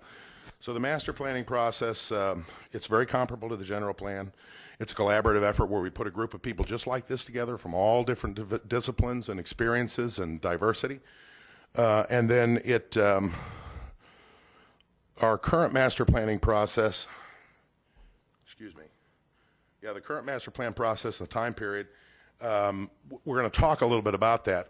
We're looking now at going through a master plan update process. It'll probably occur in about 2015, which will be about 10 years. So that's a little bit about the process there. I mentioned this is a collaborative effort. The master plan for an airport actually looks at where your airport's been, where your airport's going, and what you need to do to accommodate that growth along the way. So it's a little bit different. It's very similar, but it's very specific to sort of the facility development into things. And then it gives you some construction schedules and forecasts. Really, you look at the development areas or the zones, so sort of the land use. That's part of the master planning process. You also look at what your capacity is, what you have today, what your forecast for growth is, and when you're going to need to sort of grow and have more infrastructure. And then it looks at what your current programming is and also what you need to look at in the future. So this was the approved alternative. It's a very colorful map, is it not? It is. And really what you have is it lays out where you're going to put your development. If you'll notice, the development area was identified, the new development area was identified. Thank you very kindly, Harry. Oh, look, it's a phaser. On the west side of the field. This is a potential new entrance off of the Bullard Road. Of course, the ballparks are down here, weren't there when we finished the master plan entirely. Another runway potentially scheduled over here. More growth this is our maintenance, repair, and overhaul facility right here, Aeroturbine, so more growth for what we call the airport development area. And then flight training essentially stays in the same location. New control tower, new terminal on that side. So that was sort of the direction that we were heading in. And we're still, don't see any reason to steer away from that, but we're going to do some additional planning and look and see where we are, the economic environment of today. Okay. So right now, the capital improvements that were identified in the master plan, $98 million. We currently have in our grant program with the federal and state grant agencies about $50 million, and about $25 million of that's in our own aviation department capital improvement plan. Now, none of those are guarantees, but we've got it planned and programmed in there. All right. So we did, in 2010, we improved this intersection. 2011 and 12, we improved these intersections right here. In 2012, I also put about $500,000 in Hangar 18. And then I've done a variety of, you'll notice this pavement right here is kind of light. This pavement here is kind of light. When you look at the next slide, done a lot of pavement improvement down here, some pavement improvement up there. We completed those intersections that I just showed you about. We're now in the process of doing this. This is Alpha 1, Alpha 2, Alpha 3, and Alpha 9 intersections. They'll be wider and stronger, just like those are in the middle. They won't be high speed like that, but they'll be widened and strengthened. We're also getting ready to put about another $1.5 million into Hangar 18 and do some improvements right here on the concrete apron area of near the Hangar 18 as well. So that's what we're currently working on. Also, we are in the process of designing a runway shift. We've got a little problem at this end where this end of the runway is a little bit too close to the road up here. So we're going to put 300 feet of pavement down here and just repaint the runway to the south. That's under design right now. So I mentioned these are some that are coming up: the runway shift, runway rehabilitation of the pavement. We'll actually mill and overlay that. We're going to redo the taxiway, create an aircraft maintenance bay for our users. I mentioned the master plan update, and then of course the airport apron pavement rehabilitation. We'll continue with that. So what's going on at the airport? Well, the airport's open for business. I am most happy to report. The airport control tower, as some of you may have heard, was just recently, the FAA just finally said, okay, we're just kidding. We're going to keep it open until the end of the fiscal year. Now, that's not the end of the process because sequestration lasts for many years. But we are currently, I get a little bit of my life back and can work on some other things for the next month or two. Hangar 18, the really great news is Aero Turbine has just expanded and signed a lease with us to take the remaining portion of Hangar 18 because their business is growing like a weed, which is good for them. Maintenance, repair, and overhaul is actually several other operators across the nation are struggling a little bit, but Aero Turbine is doing quite well. And they've expanded. So that's going to add a little bit of airport revenue to us, and we're happy about that. Land use, we did some strategic planning and are looking at those two large development areas. We've got the development area on the west side of the field. We've also got the large area between the two sets of hangars.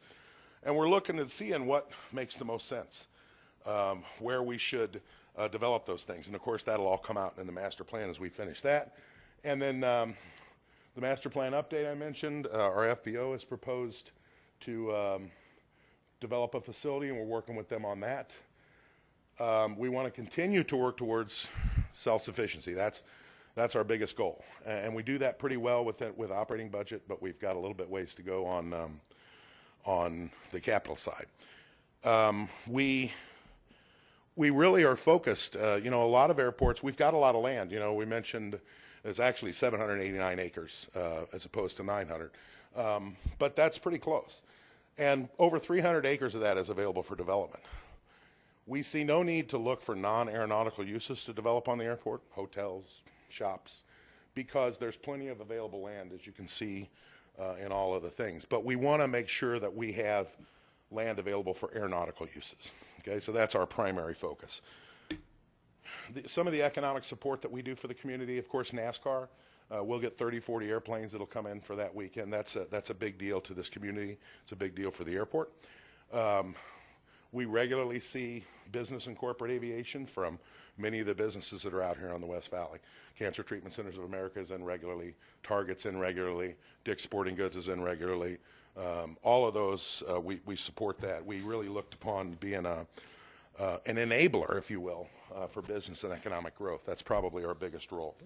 So that's, we have a great partnership with the city of Goodyear. I've mentioned that, and we're very proud of that. We work very closely with Sherry and Harry and Karen and Joe and all the gang, and it's a good collaboration, and we are appreciated as an airport and asset to the community. See, we're open till October. That's right there. I'm happy to answer any questions you have. I'm sorry if I've gone over anything that you already knew about or if I went too long. We're very proud of the airport, and we're proud to be a part of your community.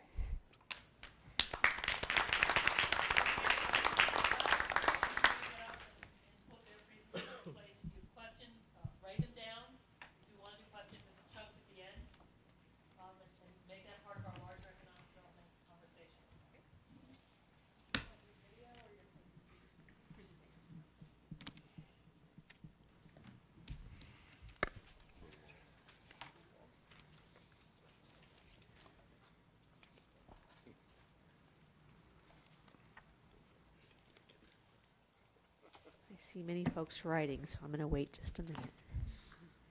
That's what we want.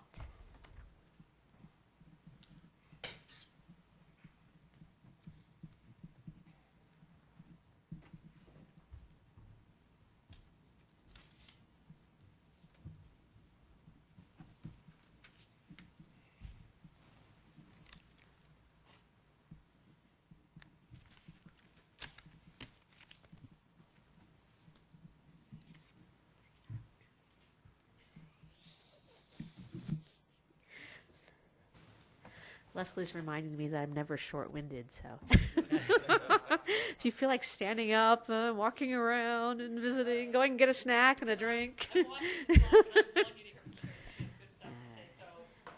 writing while she talks if you need to, but Sherry, go ahead.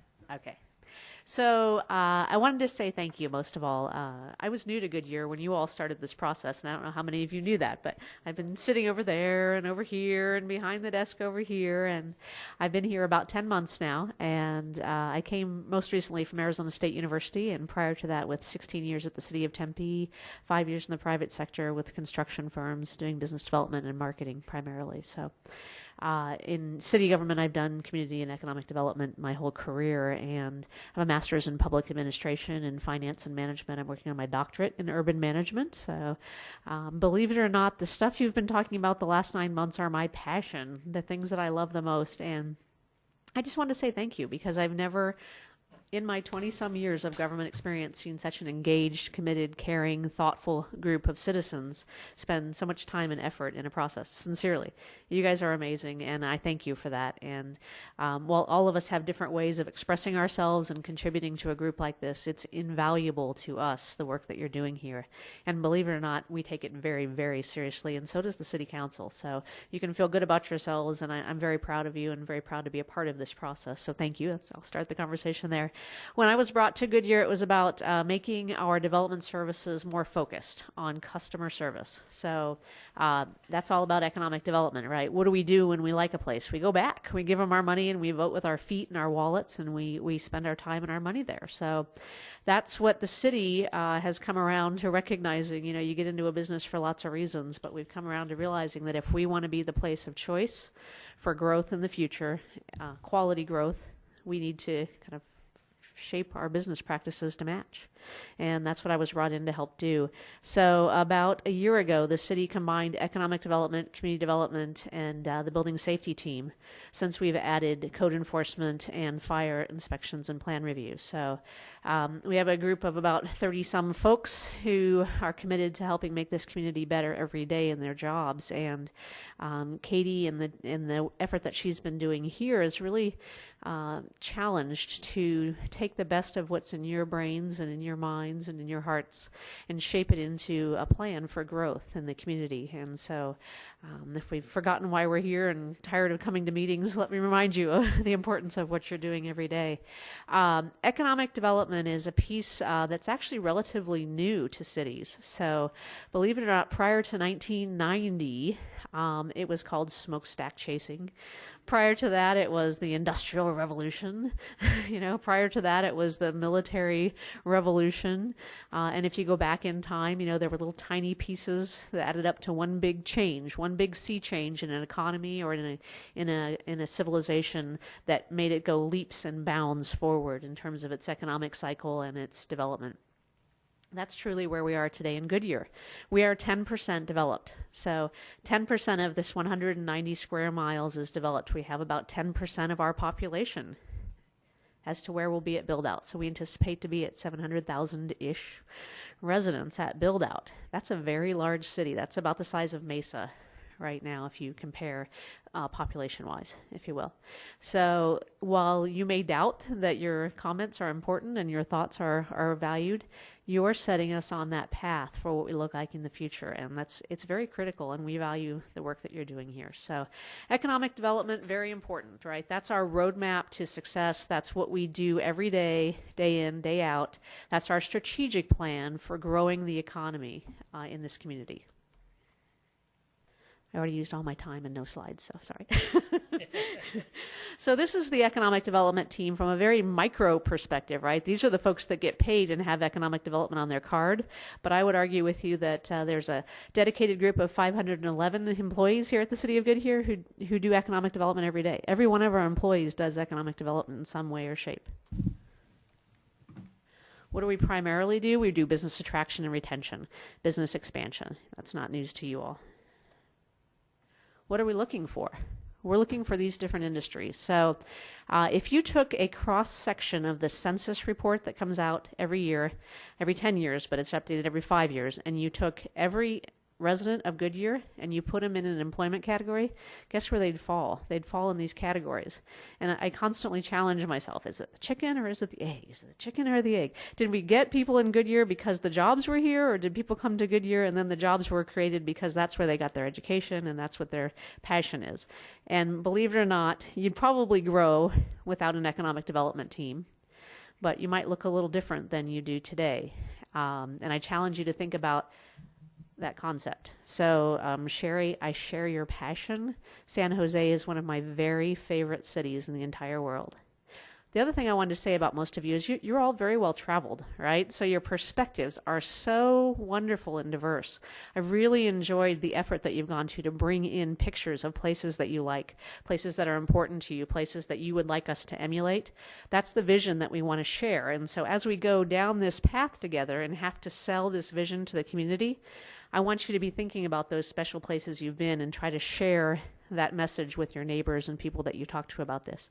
San Jose is one of my favorite cities because it's very high tech. It's fairly high income. It's a fairly diverse arts and culture environment, very diverse transportation environment, and a very successful community from a work-life balance, infrastructure, sense of place. I just think it's a fabulous place. And when we had the discussion earlier about Bullard, I think of San Jose. I think of, if you've ever been to San Jose, it's about, 40 miles south of San Francisco-ish? Maybe a little more. And you drive through the neighborhoods and you drive through the business community. They just merge into one. So you'll go down a street, it'll be residential, and then it'll just merge right into an industrial area. You won't know whether it's a big box distribution or whether it's a warehouse, or you might know when it's an office. There's a few more windows. That's fairly obvious to most of us. But truly, they've done an excellent job of integrating all the industry with the business, the schools, the higher education institutions. And I think that that's something that we want to think about as we start talking about design of streets and integration of different uses. So who are our partners? What do? We work with the Greater Phoenix Economic Council.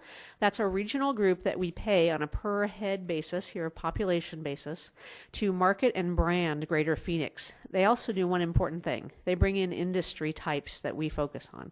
So they go out, if they're dogs, they go out and get the bone, and they bring them in.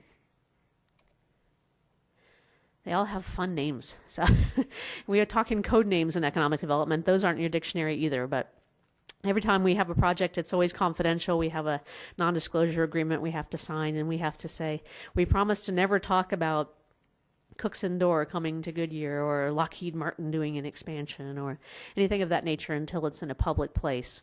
A lot of the times that's because, A, there's a lot of financial and number crunching negotiation going on, but a lot of times it's also because of the employees. Some of the employees may be in other places, and the corporation has not decided where they're moving to or where they're expanding to, and so they like to be, fair and honest with their team when they can be about when they're moving or where they're growing to, so that's a big piece of it.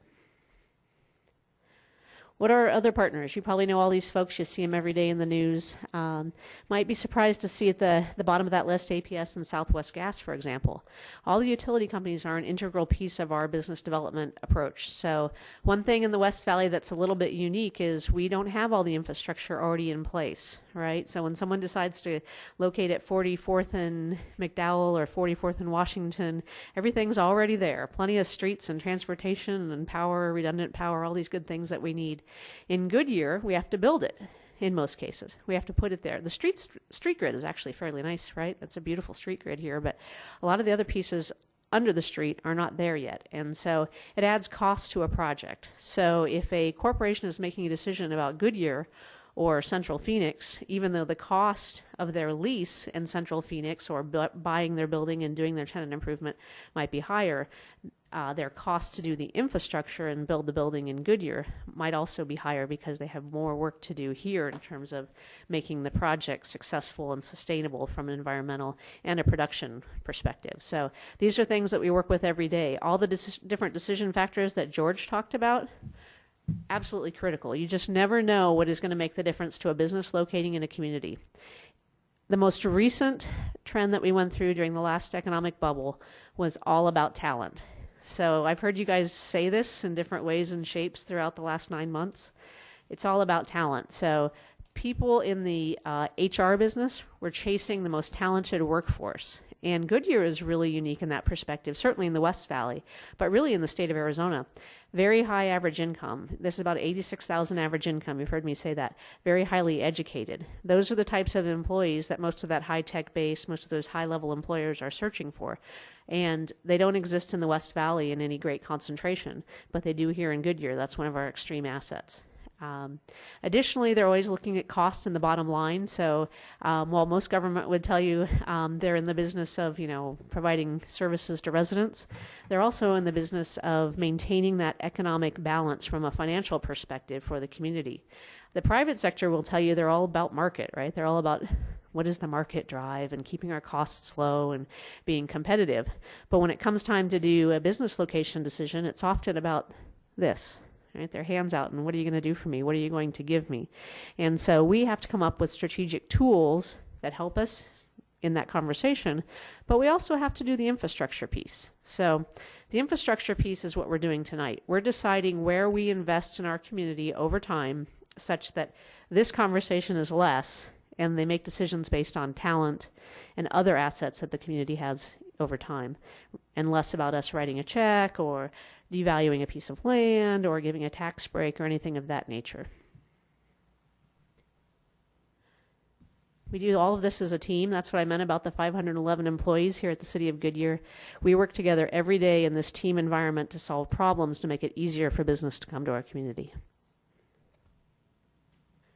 Sub-Zero was a project that Harry did. I'll let him talk more about it, but it happened out at Loop 303 here in Goodyear, and just a wildly successful story about how we lured a large internationally branded corporation who has the highest standards of quality to locate in Goodyear and create their manufacturing facility. So what does that process look like? It's not much different than what you do if you're in sales and marketing every day, whether you're selling a home or a product or something of that nature. It's really about attracting the company. It's about getting your leads and your pipeline full of prospects. And then it's about locating those prospects. And to us, a locate is when it goes from a code name to a corporate name. So where do we develop those leads from? Kind of an interesting scenario. This is something that we're working on in a little bit different perspective since I've come to Goodyear. Where do the leads come from? So we do all kinds of different activities. We go to trade shows and we set up a booth and we hand out material about the city of Goodyear. What is our population? What are our boundaries? Who are our major employers? What are our assets? We also do some direct marketing. We work with all the real estate brokerage firms nationally and internationally to get our name on the map and let people know what's here in the community. We also work with GPEC and the Commerce Authority and all those folks to keep them constantly updated on what we're about and what the opportunities are here in our community. And then we host a lot of different events to get the word out and kind of use our own branding, if you will, in opportunities where we have them. But where those leads come from is a bit interesting. So currently, 50% of the leads that we look at come from GPEC. We told you earlier that we pay GPEC about $27,000 a year. The 31% of them come from our own internal type activities. 3% come direct, 5% from brokers, and about 6% from trade shows. So this is something where we have an opportunity, I see, to increase the pipeline of projects into our community and increase the quality of the pipeline and the projects into our community, and something that we're working on. And we'll talk a little bit more about that in the last few slides. Harry, you gonna take over from here?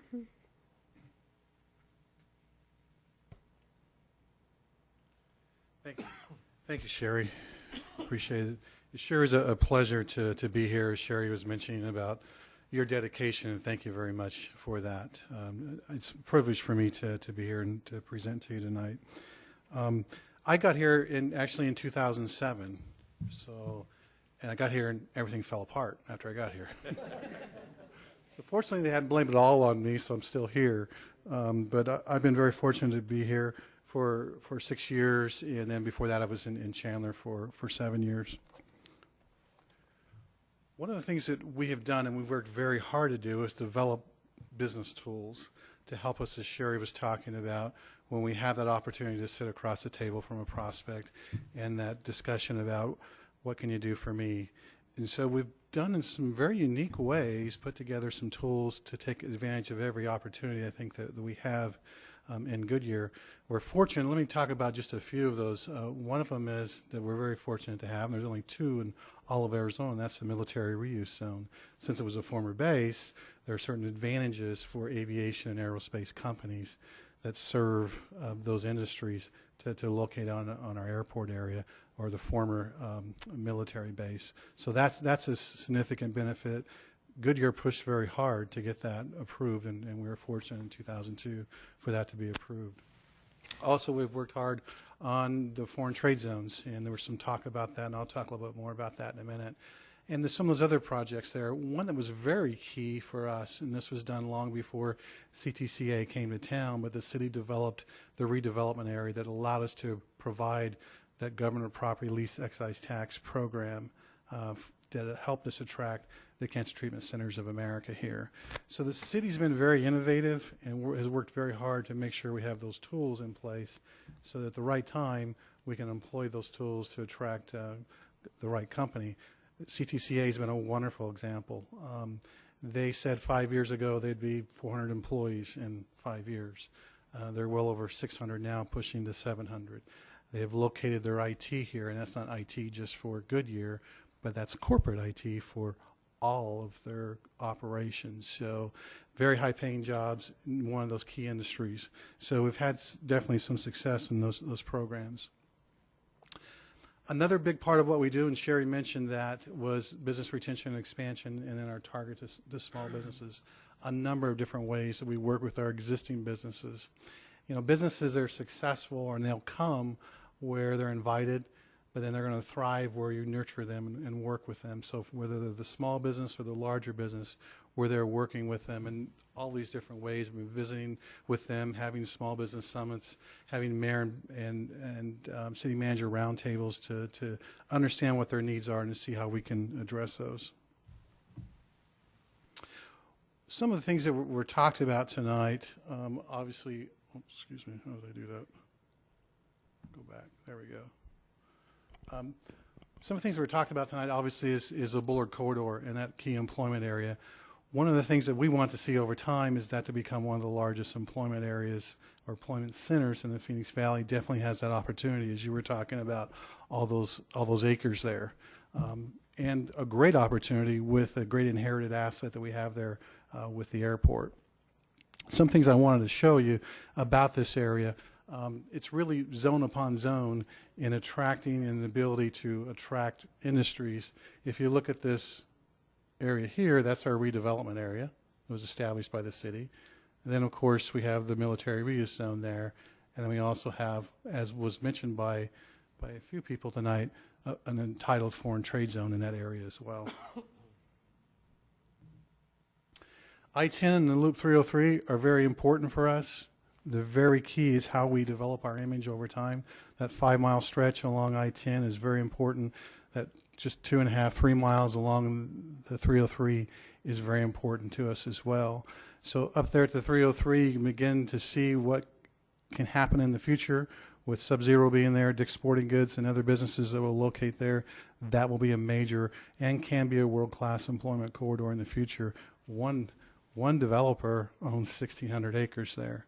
There's about 2,000 acres in that whole area up there. So there's a lot of development to come in that area. But with that freeway, it's really beginning to happen. Go to the next slide here. I mentioned this earlier about our redevelopment area. How does that keep doing that? So those areas are very important to us. As you look at this Bullard corridor, we think the opportunity for that to develop to be a really key corridor for employment in the future, and a high-end corridor is important for us to, not to say that, you know, warehousing can't go in some of those areas, because it definitely can, and it's zoned for some of those, but we're trying to get the highest and best use as possible in that area. And then, of course, the airport. Tremendous inherited asset that we got thanks to the city of Phoenix. I don't know why this keeps doing that. But you can see already in that corridor the key employers that we've attracted to that area, large employers. And it's just beginning. There's a lot of acreage to go there, as you've mentioned, and a lot of key employers we still need to attract there, but we've definitely attracted some significant ones that can become anchors, so to speak, and definitely have increased our visibility in the market. So our current industrial environment, if you look at that, where were we at a few years ago? At the beginning of the downturn, we were at 35% vacancy in our industrial sector. We had a lot of big buildings. There's several big buildings that came online. One of our older buildings, the Rubbermaid facility, was completely vacant. We've been able to reduce that by locating many of these companies here to about 15%. Still a little bit above the Phoenix Valley average, but getting much closer and doing much better. Our retail situation, back in the downturn, we actually had a huge amount of retail that was under construction. And if you've been there in this community for a while, you saw some of those stores open up, and then not long after they opened, 6 months to a year, many of them closed. That created a significant vacancy in our market in the retail sector, where we were over 20% back in 2009, 2010 timeframe. But now, fortunately, we're doing much better, and we're about the Phoenix average, or about 11, 12% vacant. So I think, Sherry, did you want to go take this from here? Thank you, Harry, and thank you all for your attention and your putting up with our conversation tonight.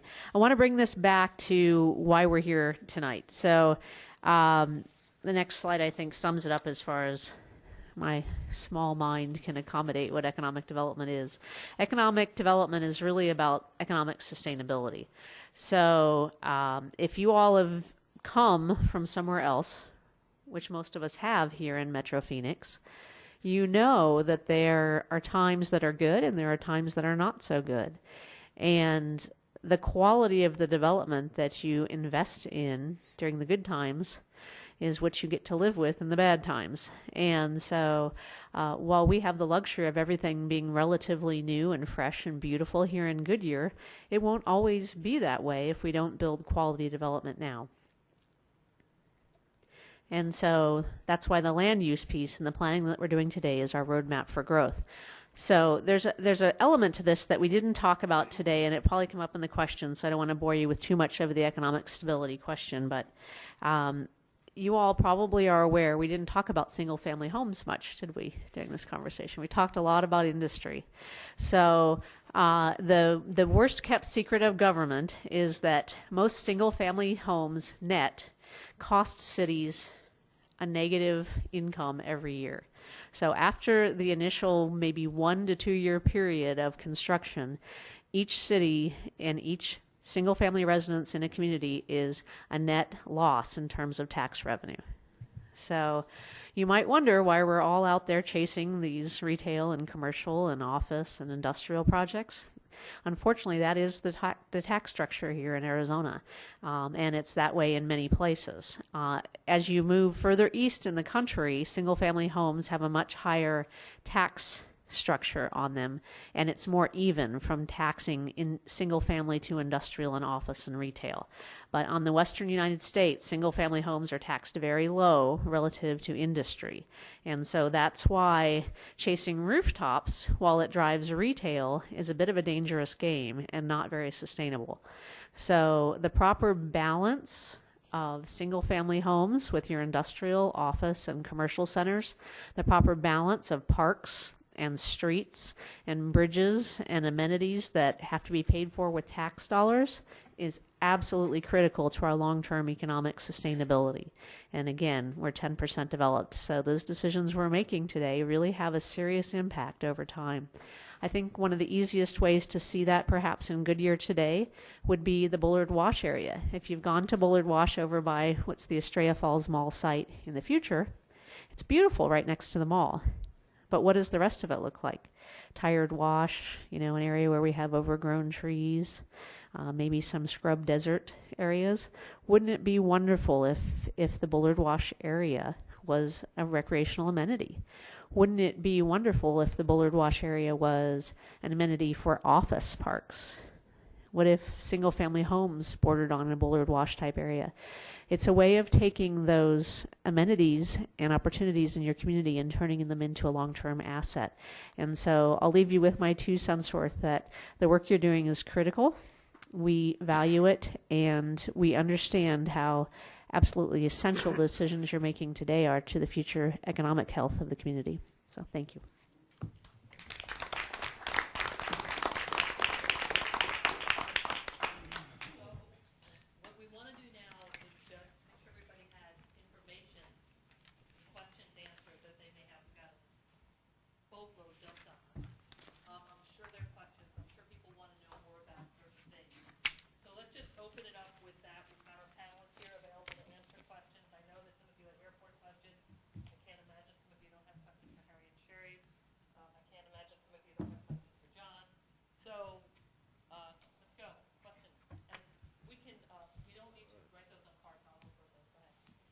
I have a question about the airport.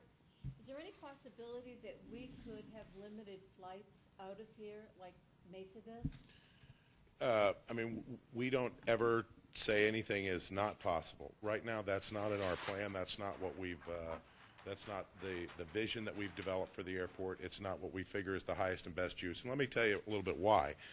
One of them is the proximity to the airport. You really need to be more in the terms of, especially in today's commute world, used to be you said you need to be at least 30 minutes away from another airport in order to become viable. In today's commute, I think you really need to get more to that 45 to 50 minute range, which is really what you're looking at between Phoenix Sky Harbor and the Phoenix Mesa Gateway Airport. So it's something that we are not. It's not in our current master plan, where we've identified ourselves as continuing as a general aviation reliever airport, and think that that's what serves the community and the region the best. It becomes difficult. You've seen over the years, Phoenix Mesa Gateway started over 20 years ago trying to attract scheduled air service. And it wasn't until the population center grew out there and commutes got longer and those kinds of things that they really started to attract scheduled air service. And even at that, they've had very limited scheduled air service because it's very expensive for an airline to be able to come in and operate on a scheduled flight service basis. So it's cheaper on a charter service where you know, okay, it's once a day or twice a week or whatever. But on a scheduled service basis, they have to have staff there, and there's a lot of expense that's associated with that. And until you really get to the point where the market will provide enough revenue to offset that cost, the airlines operate on a shoestring.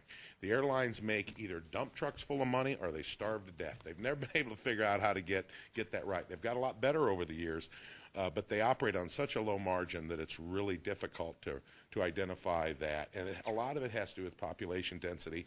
And even if you look at the population density, for us here, it thickens much more quickly as you move towards the Phoenix metro area than it does thicken as it moves out towards Los Angeles, for example. So, I mean, I know that's a lot of information. Right now, it's not in our plans. Master plans are typically done on a 20-year planning horizon, and they're looked at about every 10 years or so. So, I mean, that could change, but right now it's not in our plan. I've never been able to give a short answer, and I apologize.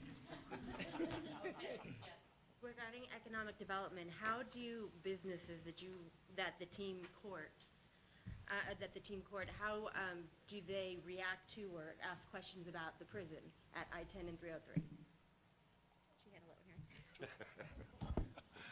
Good question. I had to deal with that some time ago. Yeah, the prison, for example, with Dick's Sporting Goods,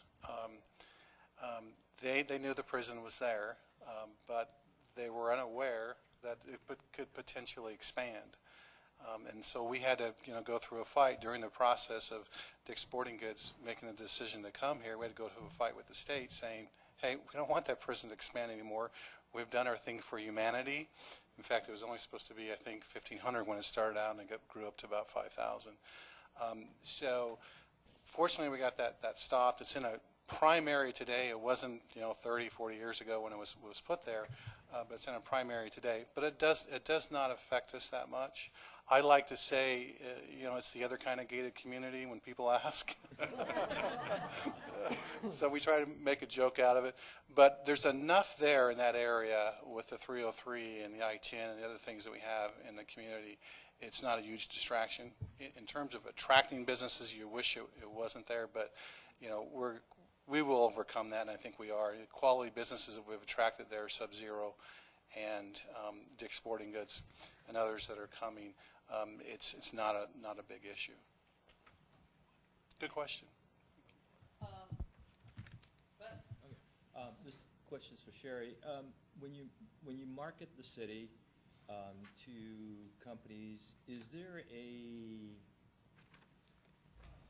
specific size or sales volume or kind of thing that you to make it viable for services? So the interesting thing is governments aren't quite geared that way. What we're really looking for is a good fit between real estate and the type of use. So it comes back to some simple stuff we've talked about the last 9 months. So while we don't consider every use a good fit for some sites, we do consider the types of jobs good for some uses, right? And so we tend to look at projects more in that context. So, for example, I think maybe Palm Valley 303 is one we've talked a lot about tonight. Palm Valley 303, up until maybe 24, 36 months ago, I think people considered it just, that area along the 303 on the west side, up there by our border of the World Wildlife Zoo. I mean, it was really kind of this nebulous sort of thing that was in the future that everyone didn't identify with.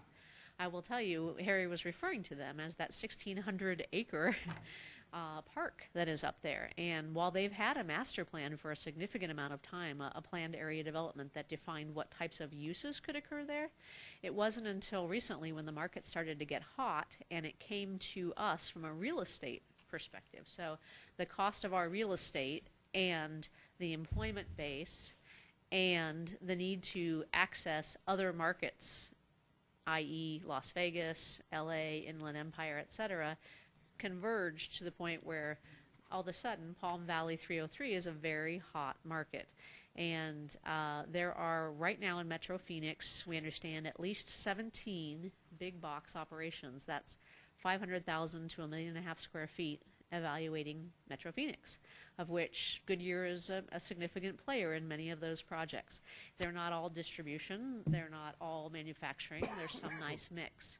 So Palm Valley came to us and they said, we want to redo our master plan such that we are shovel ready. That's the big buzzword, right, in industry these days.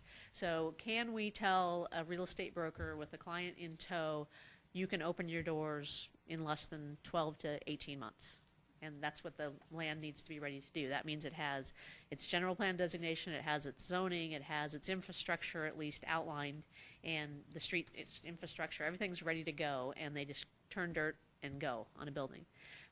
And you probably would guess most of those sites weren't quite at that stage. So we've been working with them the last 6-8 months to help redo their planned area development. And the initial blush was, well, let's put 5 million, 8 million square feet of industrial on that, distribution, big box potentially.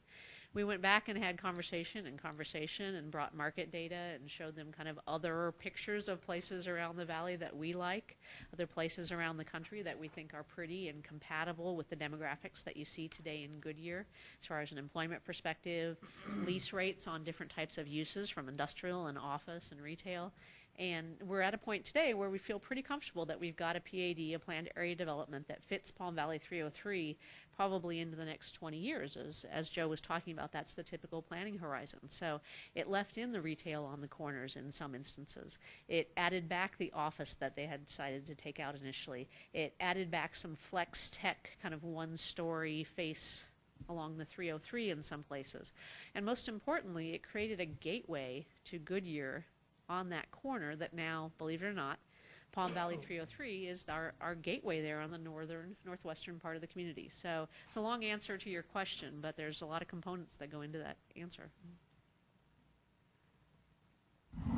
There's been a lot of talk about increased use of the airports. Are we worried that that's going to require extending the noise contours from the Phoenix Goodyear Airport? No, I don't believe so. The aircraft, I mean, right now our noise contours are well within the airport boundary. Additional uses, even though our MRO, the maintenance, repair, and overhaul facility for the larger aircraft is growing, it still represents less than 10 to 12 operations per week. You know, there's 3 or 4 airplanes that might come and go, and that's 10 or 12 takeoffs or landings, one or the other. That coupled with the fact that aircraft are getting quieter and quieter over the years. I mean, right now they just recently are updating some noise contours at Sky Harbor, and were relatively very surprised at how much their noise contours have shrunk, and that's really based on that aircraft today are much quieter than they used to be. So, I mean, I don't believe that's never been a significant area that we're concerned about. I mean, it's always of concern to an airport that wants to be a good neighbor and a friendly part of the community, but I don't think it's anything that we're worried about actually is in our future. You know, the type of business that we're seeking to attract, yes, the MRO will continue to grow, but that's going to be still such a small percentage of what we do. So flight training is still going to be there, and that's a very lucrative thing for the airport, as well as a lot of economic impact in the community. Corporate aviation, business aviation, and those kinds of jets, which are typically very quiet, while you're going to see more of that, I think, over time. Still, it's a relatively small percentage. So, I mean, I hope that answered your question. I think so.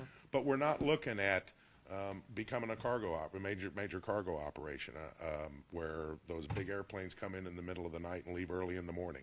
And we're not looking at becoming, the next major passenger aircraft terminal like a Sky Harbor, where you've got, large aircraft coming, 5, 6, 8, 10, 12 times a day, those kinds of things. So I don't think so. Back to economic development, I'm sorry, I don't want to pick on you guys. What kind of discussions do you guys have with companies undergoing new construction regarding public art or any sort of beautification of the new spaces? Well, if I told you what we have in the works, I'd be in trouble. But let it be said that in many communities there is a public art ordinance. Public and private art ordinance. In Goodyear, we currently have a public art ordinance, right, where we set aside dollars for public art from public projects. Our capital improvements get set aside to build public art. We are evaluating the potential for a private art component, and those are typically anywhere from 0.25% of the project to 1% of a project that is set aside for the project itself to build art into the project that is accessible to the public and has, some component of jurying and design that makes it art rather than a bench or a tree or a wall. And I'm sorry, that's only for new construction. So if somebody is leasing or... Well, we're talking about what those parameters look like today, and so whether there's a threshold of dollar amount of improvement that might trigger an existing development, even to have art, is something that's on the table, I will tell you. So it's a very exciting prospect. The arts culture in Goodyear is rampant. If you have not felt it or seen it or been a part of it, I tell you, it's very rich. And we're getting lots and lots of input and definition from folks in the community. And the Parks master planning process is capturing a big piece of that. But we see it as part and parcel to kind of quality of life and quality development. Sherry and Harry, the general plan is basically citizen-driven. But if you had an opportunity to edit the general plan or have a chapter in there, what would you do? What are the comments? Because, I mean, you're basically, I guess, asked another way, have you ever encountered a situation where maybe you've lost an economic development opportunity because it ran aground on the general plan? So it's sort of a two-parter. I wouldn't say, in my experience here, we've lost a project based upon the general plan. I would say that from time to time there are projects, and I think, Sherry, in your time here you've experienced this, that don't have the high quality standards that we have. So they may want to establish a certain type of a building that isn't the high quality building that we want to have. And they can find other places to where they can construct that and get the type of building they want. We may have higher landscaping standards, those other kinds of things. From time to time, we do see projects that express that concern. You know, we obviously have certain standards that the city's developed and the council's adopted that we have to adhere to. That's a great, so what I'm hearing, sort of turning that question around, I think it's a great question, is sort of what does the plan do for economic development? And the answer that I heard is that it helps the city maintain the standards that it wants to keep for the city, and it helps to make sure that you get what you want. Is that a fair interpretation? And then the second part of the question I think that was asked is, so what would you put in the plan to help you make sure those standards get maintained? Well, we're government, so we want it both ways, just like everybody else, right? So I will tell you, we are getting a lot of push, the planning and zoning team and everyone else, building safety even, to evaluate ways to create flexibility in our processes and in our plans such that we can accommodate different uses in different areas as opportunities come along. I think that's a pretty healthy approach, actually, from a city council. As I've understood the history of Goodyear, we've been, out here on the pendulum as far as preserving open space and being an agricultural community. We've come, more to the middle probably recently and are looking for a balance. Someone asked us today at a large economic development meeting, well, is agriculture one of your targeted industries? And I just had to giggle a little. I thought, I don't know if we have agriculture to any large extent as an industry anymore. That's pretty ironic. 10, 12 years ago, that would not have been a conversation that occurred in Goodyear in that form. So I don't know how new many of you are to Goodyear, but we've substantially shifted on that pendulum to being, an urban type track here, potentially maintaining those elements that you've talked about, the 1 acre lots, some of the vistas, some of the open space. But it's been a significant change. To answer your question, I think good planning is what protects a community from itself. So I think you're doing a good job of it.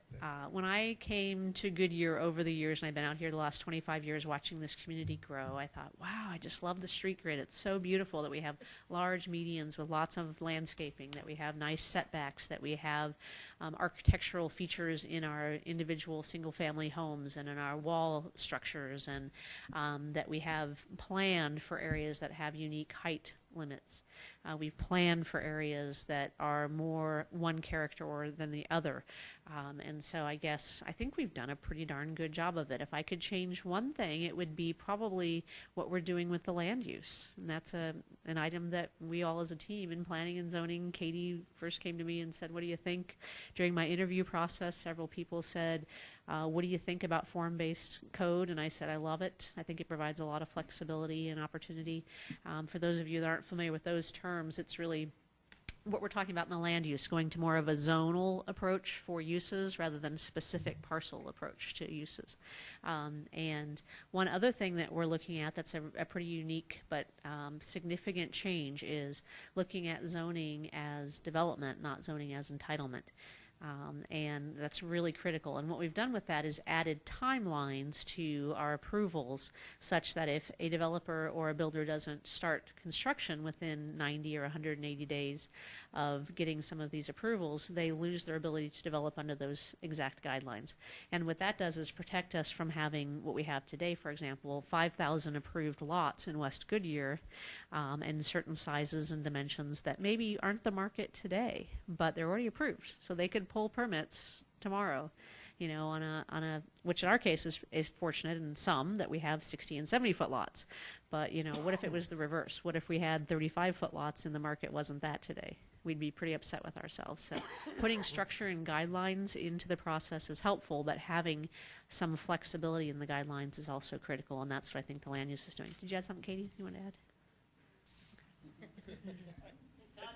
Well, no, another follow-up. I understand, the plan and everybody in the room, wants to have a vision, okay? So this is what we want it to be. The problem sometimes of having good development and stuff like that doesn't necessarily, if you're waiting for Neiman Marcus to come, it probably won't come because you don't have X, Y, and Z before it. So how do you balance then the vision of the general plan versus some transitional kind of uses or developing a certain base that will allow you to transition into having a Neiman Marcus, having a Kierland? That seemed to have always been the rub of a community that has all this land, but yet a great vision, because everybody came from a place that took 150 years to develop, and they liked it. So if I could rephrase your question, 'cause I think it's a good one. It's important. How do you balance sort of the short-term gains against the long-term benefits? Right. Is that a fair way to rephrase Yeah, it? and the Bullard Corridor is a perfect example of that. You're not going to get, 8-story office buildings in Bullard Corridor tomorrow.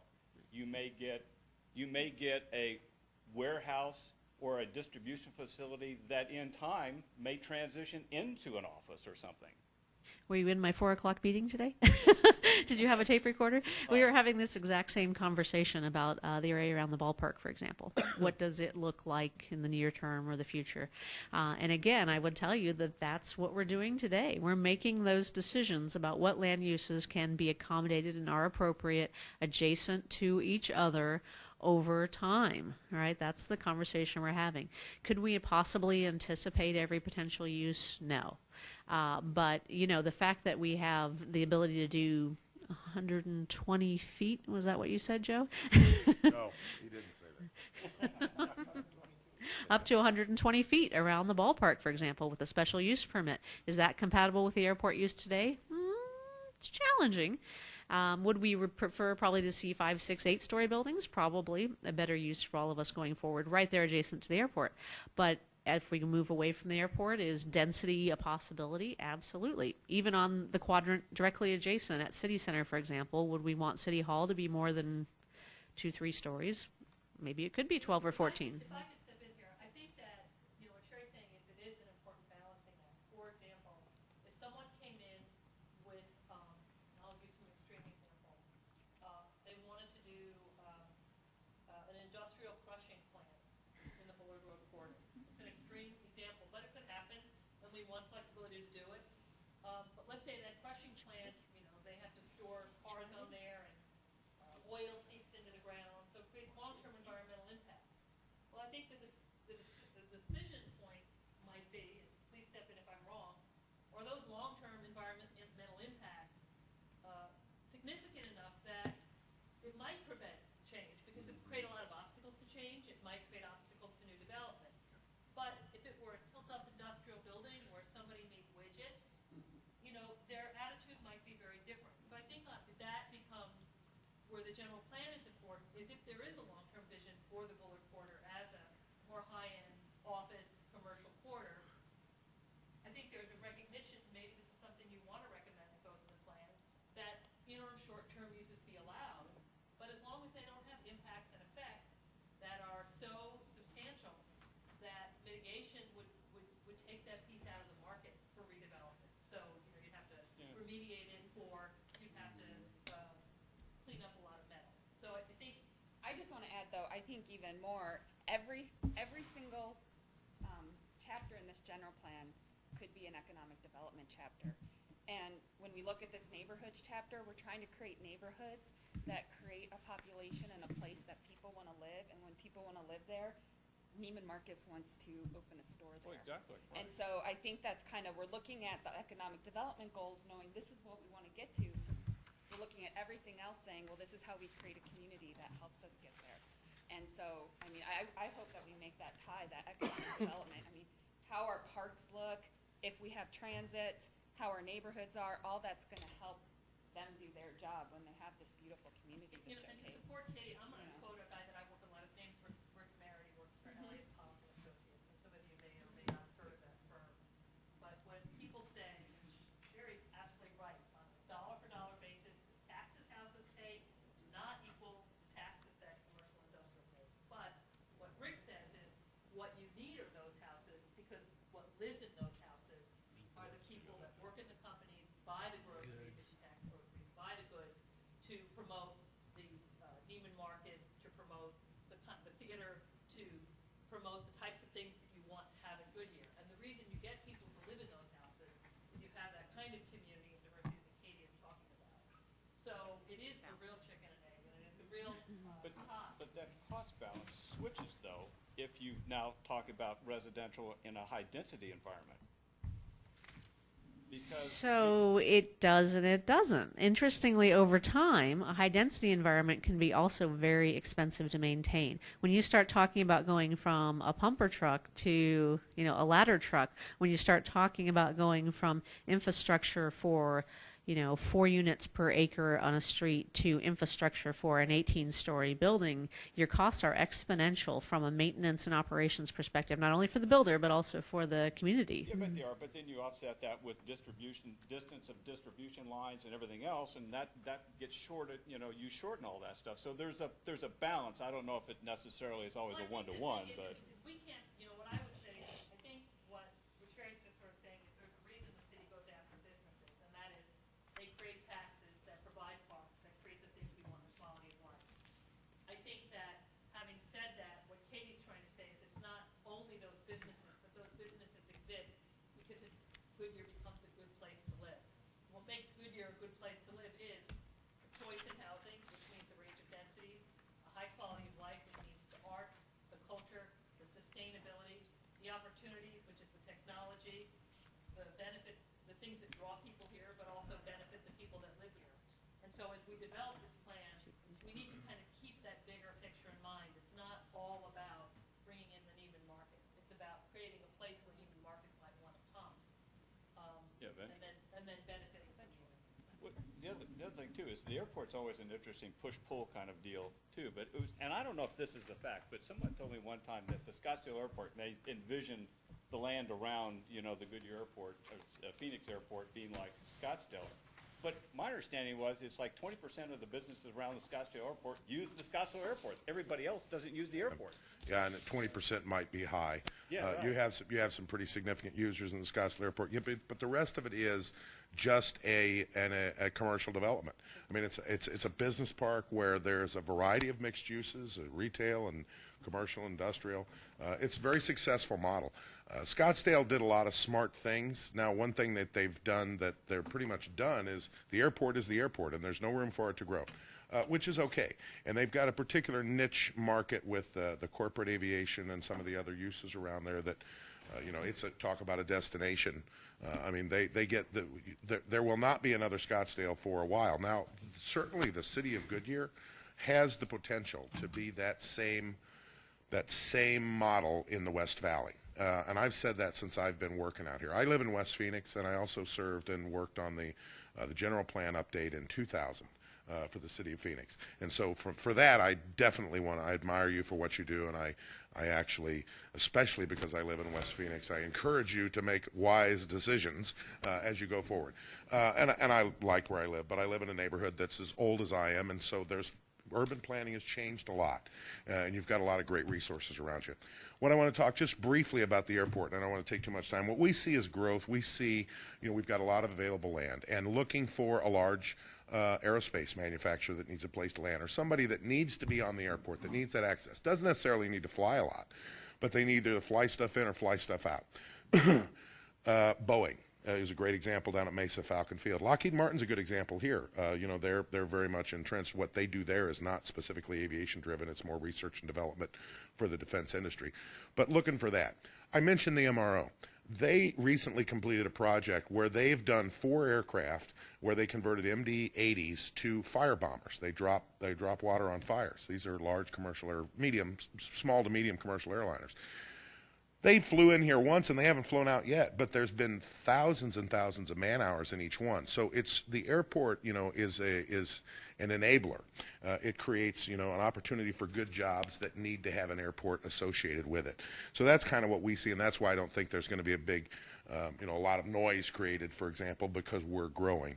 The corporate flight department and a lot of the folks that have chose to move to Goodyear, a lot of that had to do with the fact that they do fly. Cancer Treatment Centers of America flies their technology people, their doctors in and out when they've got specialists. They're here on a regular basis. They're really like having the airport close by. The Wigwam is another example of liking having the airport close by. So that's kind of what we're about and how we see our growth as being more of an enabler, more of providing that infrastructure to help commerce and the economy and the entire community grow. So that's just a little bit about us, and I do thank you for the opportunity to be here tonight. Several people have filled out cards, so if you just pick those up, we can add that to the paperwork later. We don't have to all stay here. This is what I'd like to try to do tonight. Is we can do one of two things, because we're at about 6 minutes to 9. Yep. We can continue this discussion. And I think we've gotten a lot of good ideas from the panel. If you're okay with this, and I do not tell, we're just kind of working on the fly here. Katie, next month, we'll be handing out the economic development element that based on what we've heard, based on some of the questions and comments you've had, and she'll base it also on the cards, which I won't read through tonight because there's probably about 15 of them. But then what we can do is walk through the element, take time from focus our discussion next month on that element and talking through what's in the element, and maybe revising it, using it as what I call a straw man. That way we can get home tonight. We don't keep our panelists in order, but really generous with their time. But we will revisit this. Also keeping in mind those goals and those ideas. So your homework assignment for next month, when you come back, will be to talk about or to think about the specific things you'd like to see in that plan. And as we go through the elements, if they're not in it, we'll advise Katie to put it in. Does that make sense? Does that work for everybody? Leslie, if any of the cards have questions for the panel that we just didn't get to, can you find out, pose the questions to them and maybe bring an answer back to us so that they don't have to come back to next month's meeting? Or Yeah, you know what, we can do that. Okay. And, I think what we'll do is we'll put a page in the back, if that's okay, Katie, can we do that, with the specific questions? Okay. We'll also record these on just a page so you'll have them, and then you can sort of see where they are in the elements. We'll just type them up as they come. Any questions, we'll get answers, and we'll go that way. Does that Right. work? And I'm Yeah. sorry for cutting us off, but it's late, and I think we probably, there's so much stuff, I don't know about your rate, but my rate is pretty chock-full. So, maybe get us, letting us go home. I like this stuff. Before we take off, I just wanted to mention, because you got information about infrastructure and services, but I did split that chapter in two, and I gave you a new schedule to kind of update you on that. So next month, we're going to be talking more about public safety, the public buildings, the infrastructure, and a lot of those elements are already in the general plan, so that's why we're going to be able to take a lot of time for economic development next time too. We're going to devote one meeting to water in August, so the water isn't going to be till later. So I'm going to touch base with those people who signed up as idea champions and talk about it. But yeah, like I know, Peter signed up for water, so we're putting that off till next time. We have a little video just before you go, so does someone want to introduce this video? Before you do the video, Okay. If you have additional questions and other ideas that just occur to you while you're at home in the shower talking, email them to Katie, but I'm going to give you a deadline. And the deadline is this Friday, because she's got to start working on the element.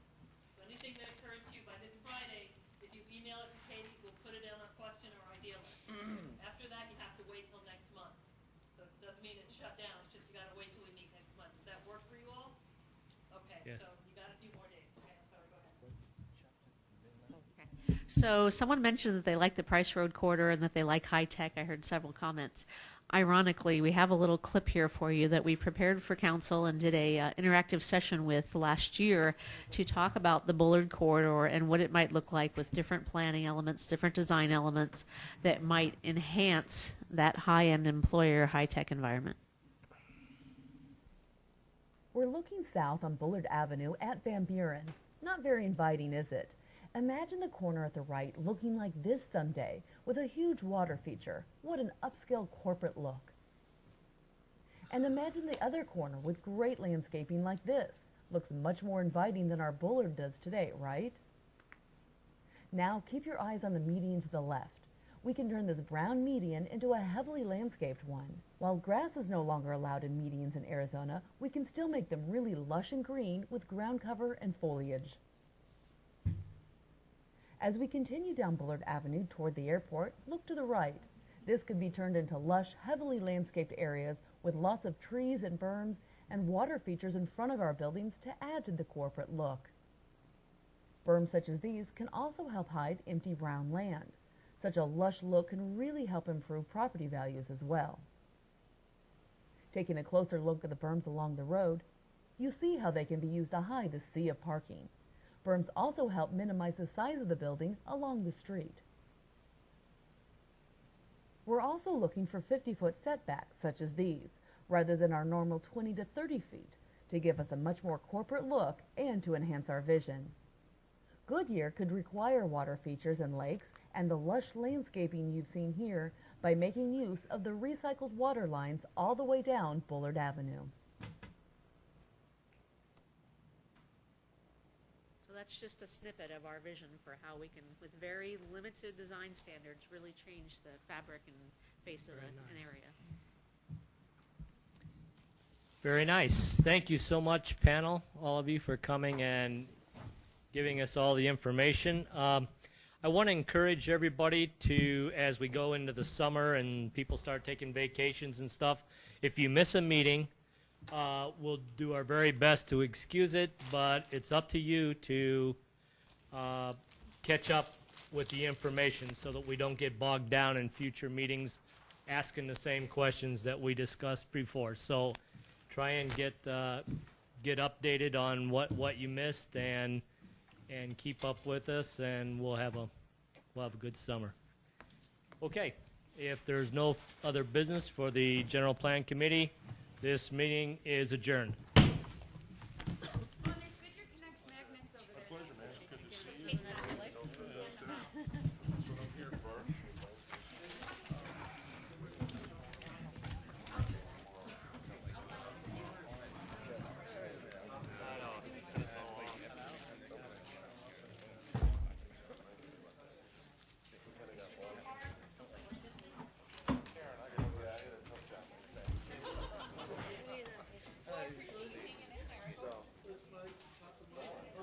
Chance to talk to him, good to meet him.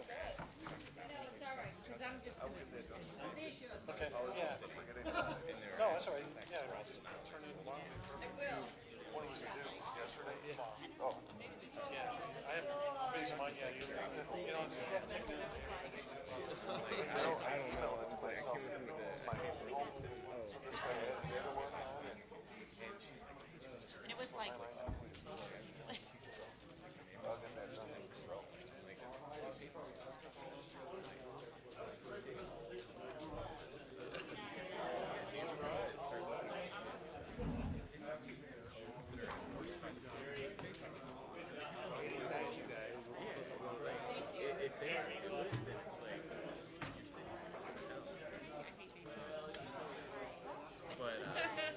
It's like. Yeah, I feel like it's the same thing. It's like you kind of get to that point where like you have such a good discussion about this, you're getting all this stuff out, and then you kind of just stop. You never really talk about it. Well, yeah, unless it's like that. Just left the way I had it.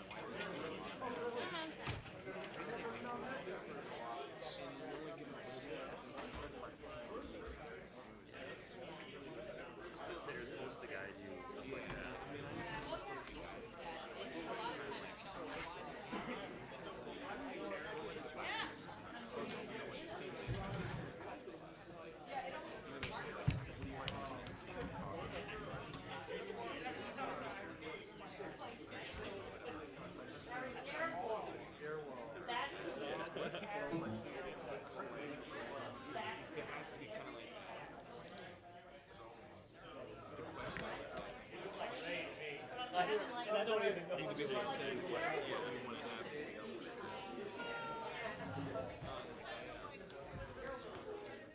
Yeah, like I said.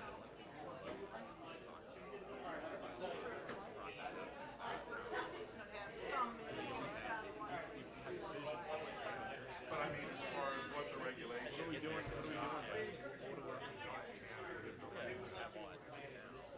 And that's kind of what I see. I always want to see. It's like you can't say that we want that, and we want to have that. So question. There's a new thing. Oh, there is. Oh, it is? I wanted to ask if Sherry was responsible. Their business card is on my, yeah. Like whatever, yeah, then I can text it. Yeah, that's perfect. Yeah, I know something. Right now. No, yeah, okay. I'm not 63 now. All right. 986. I'm a 310 number. So that's, yeah, it's sitting on my thing. I met the guy. Yeah. You know, this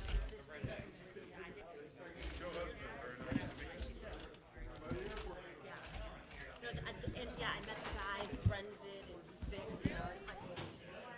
Yeah, no, it's good. You know, I was thinking, next meeting, I mean, we can talk about it. Water meter, or it's the actual generation of the power that provides 70% of the power. Yeah, well, businesses wouldn't be interested in the heating portion that much because the only time we need heat is at night when they're mostly closed down unless they're 24-hour operation.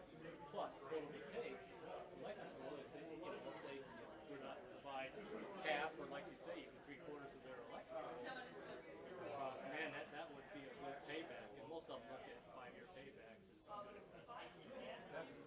How do we do this? Some of the businesses we work with, like W.R. Meadows, which was the first commercial business in Illinois, they were producing solar projects. I think 70% of the power is provided.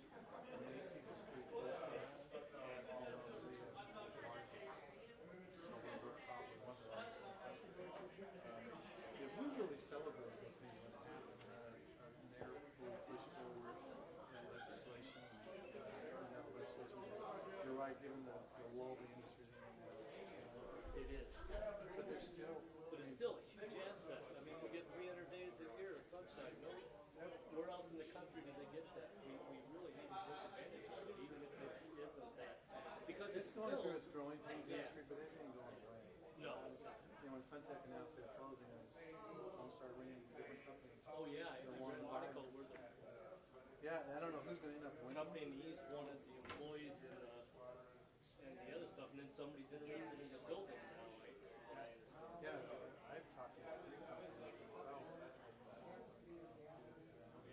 Than one off like that.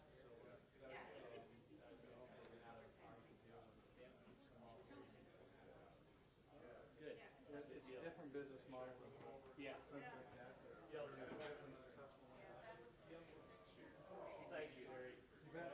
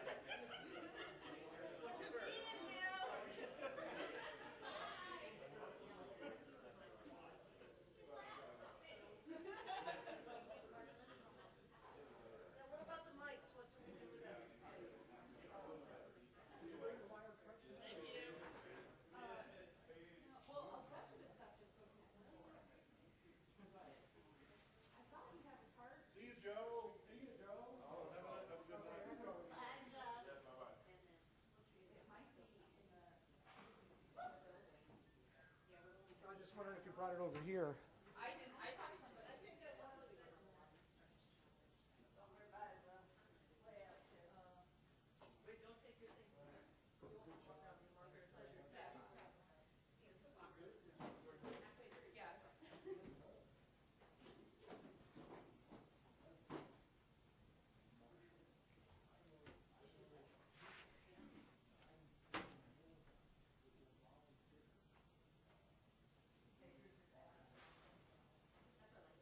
Anything non-perishable can go in the storage room now.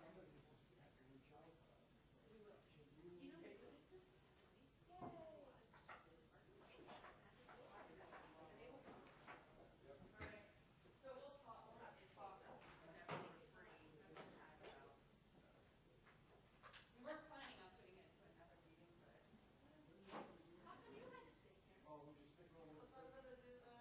She's writing this chapter. You are?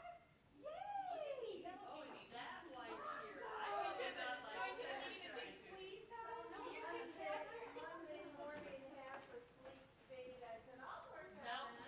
Bring the Oh, man. All right. Well, everybody, thank you.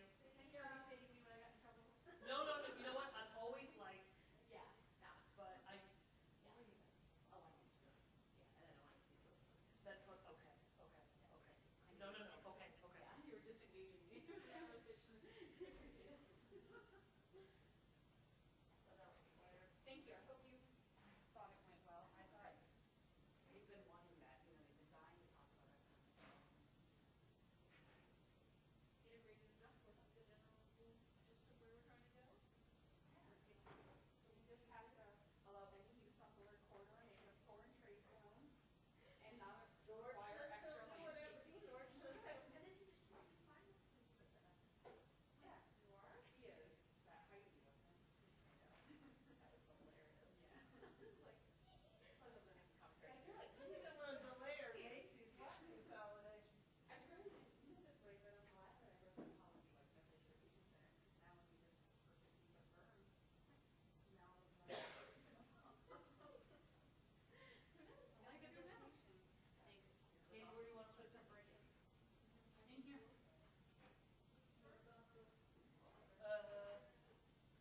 The big pad, I think we can put in there. Okay. And then I think those two roll she's gonna take back with her. Okay.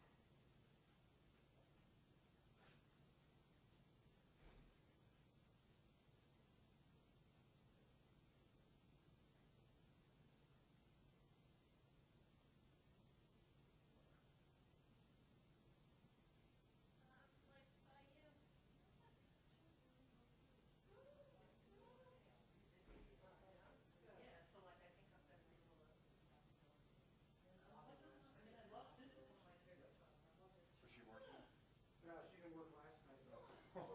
Goodness, like, She came out of work one day. Kind of fun, actually. Like, I learned a lot here that, that Ted Ingles thing, 20 acres with $140,000. What is that? What? Has he talked about 20 acres with $140,000 to build a, something, park or something? Oh, a demonstration farm or something? What the hell? What is this? It must be Avondale, yeah. Anything else back there? just that coffee maker? Did you guys put a sign out in the very, very front, or you just had the one? Oh, I did. I put one. I'll go for it for you. You sure? Yeah. Yeah, it's just outside the